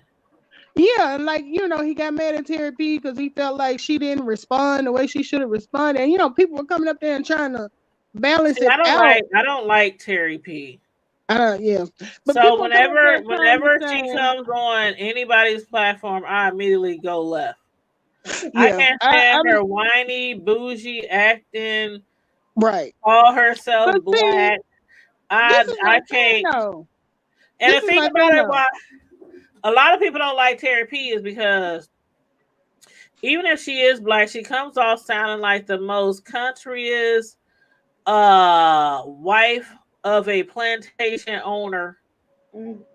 And be calling a black person the N-word. I just crawled up under the table. Yeah, no, for real. I don't like to hear her. You black, you like I'm bougie. You motherfucker, black nigga. Like you can't. You know what? All sounding like George Washington. Not George Washington, but what's his name that wrote the Declaration of Abe Lincoln? Abe Lincoln. You can't come off sounding like Abe Lincoln's wife. Okay, because they did have slaves. You know what I mean? Bougie. You can't come off as his wife and that type of bougie sounding voice, white. I mean, I'm sorry. A lot of people be like, why people say people sound white? Why people say people sound black? People know what the hell we be talking about when we say that shit. Exactly. You know what I'm saying? Exactly. But you can't come off as, and I'm just saying why other people don't like her. And it's because of her voice. Because you totally sound like a darn Karen when you be up here on these platforms calling black people the N-word, but then turn around and say, I'm black, but we don't know that you're black because you sound totally like a Karen. What did you think about her and Nina going at it? That Nina's the same way. I feel the same way about her and Cherokee. Like the two of the same people arguing over who the black is. My thing is, if you're gonna be so aggressive and so judgmental against somebody else in this platform, especially if you're black and you sounding like I said, like a totally privileged, upscale, bougie, and you calling other black people the N-word and all that kind of stuff, and nobody can see your face, nobody knows what you look like. You can be up there pretending to be privileged, and you can be living in the projects. How the hell we know? Right. Anybody can sound like they privileged. Hell, I didn't work at Fortune 400, 500 jobs all my life. And y'all hear how I sound on here? It's worse when I'm off of here with my peeps. Y'all think I might sound hood and ghetto on here sometime? When I'm around my peeps, it's no holds barred. I call Friday nights no holds barred. But when I'm not on here, I cuss like a sailor. It's like really no holds barred in my real life. But when I'm in the office, the business setting, a business meeting, I know how to switch it on and off. You know what I mean? Right. And some people might be on here in that office setting, using their office persona, and they might be living on Section 8. They might be ratchet, ghetto, or whatever, but we don't know because we don't see their face. And that's what I hate about avatars. That's one thing I hate about avatars. I'm gonna say this real quick. Then I'm gonna let you have the floor, Melissa. That's what I hate about avatars. If we don't ever get to see your face, if you're an avatar and you just giving regular commentary, that's cool. But when you're an avatar and you calling people the most disgusting, talking about their skin, their face, their hair, their job, their house, their wife, their kids, and you a whole avatar and nobody can see you. I don't think that's right. I don't think that's right at all. It's an unfair advantage. It's unfair. And you can, like an avatar can talk about everything they see about you, they know about you, because you might be being transparent to your viewers, and then they hide it behind a picture. Well, one of the things that gives me is I always was raised to believe if you have something and you used to something, you're not going to spend every 5 minutes bragging about what you got. And, Terry P loves to go to, if you had my life and you just don't know this, that, and you couldn't make it in. And I'm just like, okay. But I'm going to tell you this, all the real bougie people I know, they would never be on a social media platform. And that's what everybody kept saying. Never. And I'm not saying that just because you might have a certain standard of living, you can't beef with nobody. But the thing about it is, if you so up there on that level, you would never even want nobody in your circle to ever hear you talking the way you talking on social media. I think she got all hyped up on that whole LeBecky thing, and it kind of went to her head a little bit. And why she even changed her name because she was LeBecky for a long time. So why she? Well, I think they gave her the name LeBecky, and she just kind of adapted. But James always called her Terry P. Yeah, because she was always LeBecky. Yeah, I think some of James's subscribers started calling her that because when she used to call in because of the way she talked, and then finally I But remember she when used James to be said, fun. She used to be "Did fun you? though when she You was little found baby. something?" She would call in and she would throw her little shade, but See, I didn't care after for a her while, then. she just started going real low. And like I said, it's not the lowness that you go because it's entertainment, and some people go really low on here. But it's like I just feel like that with any avatar. How can you disgrace or talk about somebody they looks and all this kind of stuff, and you won't let nobody see you? Right. It's an unfair advantage. Well, something it might be just me, but have you ever noticed now? Sir King gets to the point with that whole avatar thing. Like he takes it on like it's not just a persona; it's like a ethnicity or something. Avatars have rights. Avatars are people too. You take avatar money. I'm like, it's a whole empire, and I feel the same way. Now I feel the same way. It ain't that deep. You got people on every social media that don't show their face. I mean, they call it Avatar Nation, but see, I don't have anything. I don't have it. I follow Sir King, and Sir King at times is very. There's times where I cannot take him, and there's times where I can take him. But I still feel the same way. Yeah, sometimes he is very, very funny, but I still feel the same way when it comes to avatars. I still feel the same way, regardless if it's Sir King, Terry P, Stomp Down. I mean, it don't matter. It's like you can sit there and drag somebody for filth about their living situations, their face, their hair, their kids, the car they driving, but you refuse to let anybody see you. Yeah. It's an unfair advantage. It's true. So no, I don't like it. I never did like it. But because you don't know what somebody could be 9,000 pounds behind that picture, and they up here talking about somebody who's 200 pounds. You fat sloppy bitch. We don't know what you look like. That's like with the whole thing. People love to go get dog breathe, but then if you're an avatar, how we know you're not or whatever too. But this is the other thing that got me, and I want to know y'all's opinion on this. Now, Sir King always gets upset because he felt like Nika let James make her think that whole African dance runway thing was an insult. And I made a comment one night. I said, this is probably going to be an unpopular opinion, but I said, I could see where Nika might be insulted by that. And I didn't, and then, somebody hopped on and was like, well, if you knew what it stood for, you would never say that. No real woman would say it. I'm like, what I'm looking at it is, I can see it as an insult. I mean, because of the age. It's like she might have took it that he was trying to call her old, because all of those women were older women. I mean, but they were all pretty. And they were all dancing and grooving and I wasn't impressed with it. I didn't think it was bad. I didn't feel no type of way. I didn't feel no type of way. I didn't think it was bad, but I didn't think it was great. I just thought it was right. Yeah. Same here. I didn't think it was. I wasn't offended, and I didn't think it was like the best maybe thing that he could show. They make it seem like he gave her the highest praise. Yeah, I didn't see no. I don't know. Some of the stuff that he showed. Okay, what's the one with the gorilla looking person dressed up in a gorilla suit? I love that one when he said we got to spot him. And like lately she been doing the Laffy Taffy song.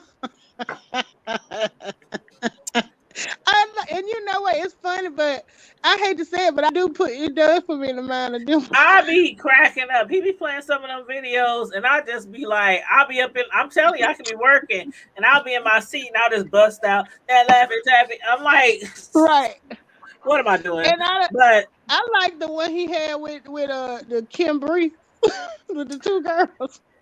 Cause I'm like, how you make your stomach twerk? They be twerking. No, what's the white girl with the sumo wrestler looking people?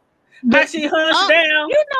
That's a man. That's a man. I almost thought it was a man. I wasn't sure. Yeah, he came back and said was saying it was a girl, he was like, I found out those are all men.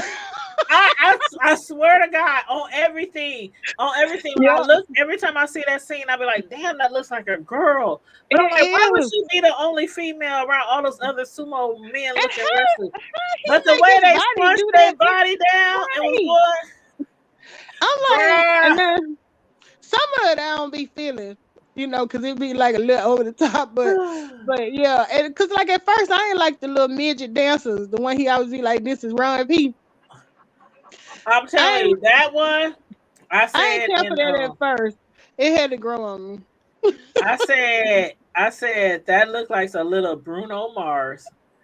Don't mess with Bruno now. That little, I'm telling you, I love me some Bruno Mars, but every time I see that little midget man with that good hair and his complexion, and you know Bruno Mars, he real small. Yeah, I like Bruno. I mean, like that looks like a little miniature Bruno Mars. But at first I was like, and I don't like the little African looking guy that be laughing and clapping. I don't care for him either. I mean, it's like this. I mean, some people get offended by certain things. Like one thing I learned as a content creator, even though I don't be beefing, but still, even when you're not beefing, you can't please everybody.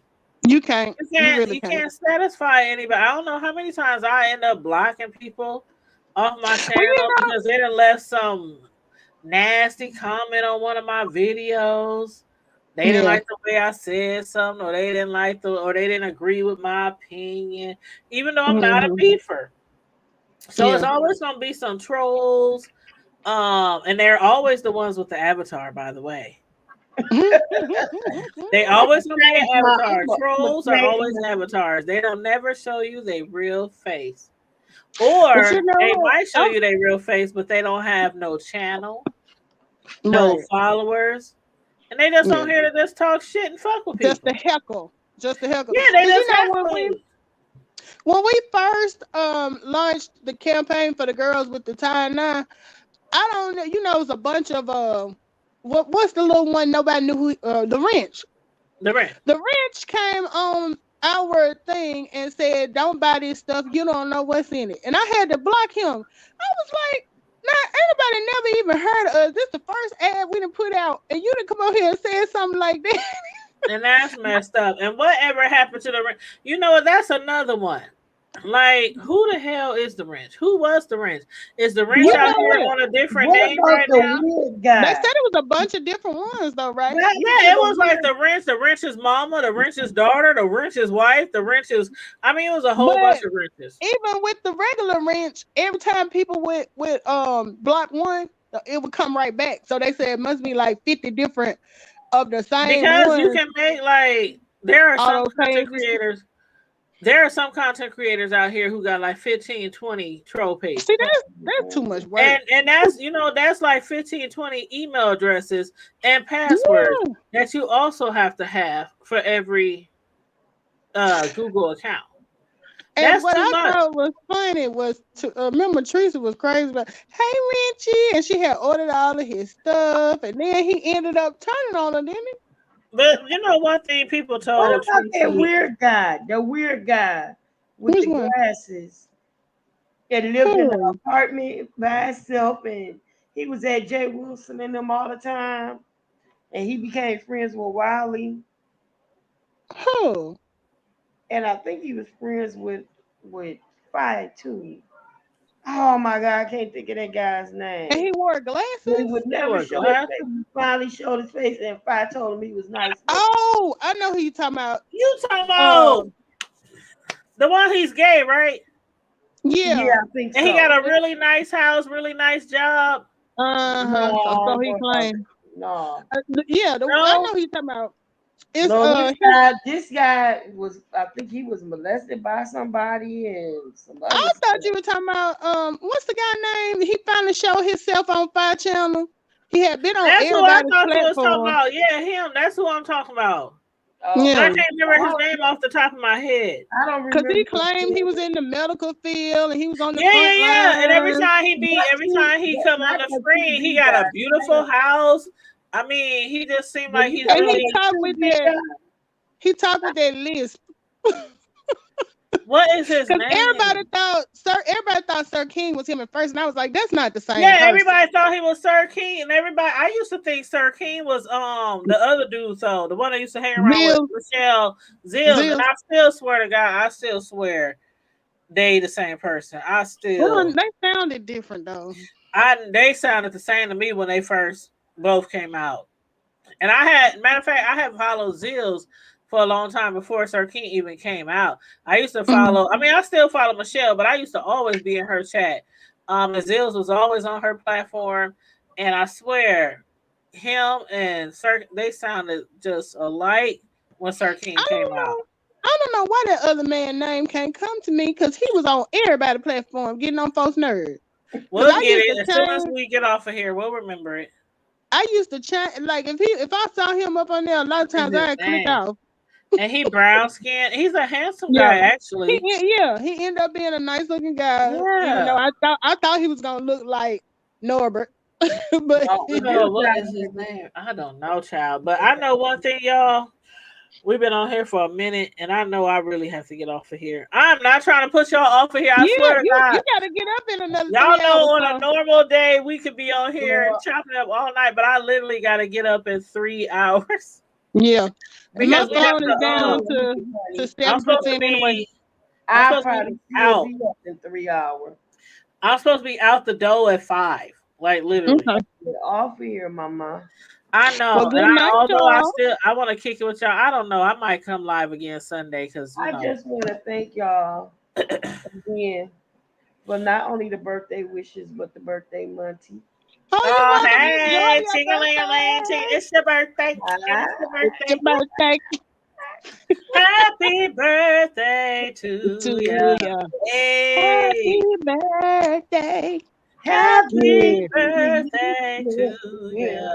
I love birthdays. I'm a birthday fanatic. Me too. Same here. I'm not fanatic, but you know what?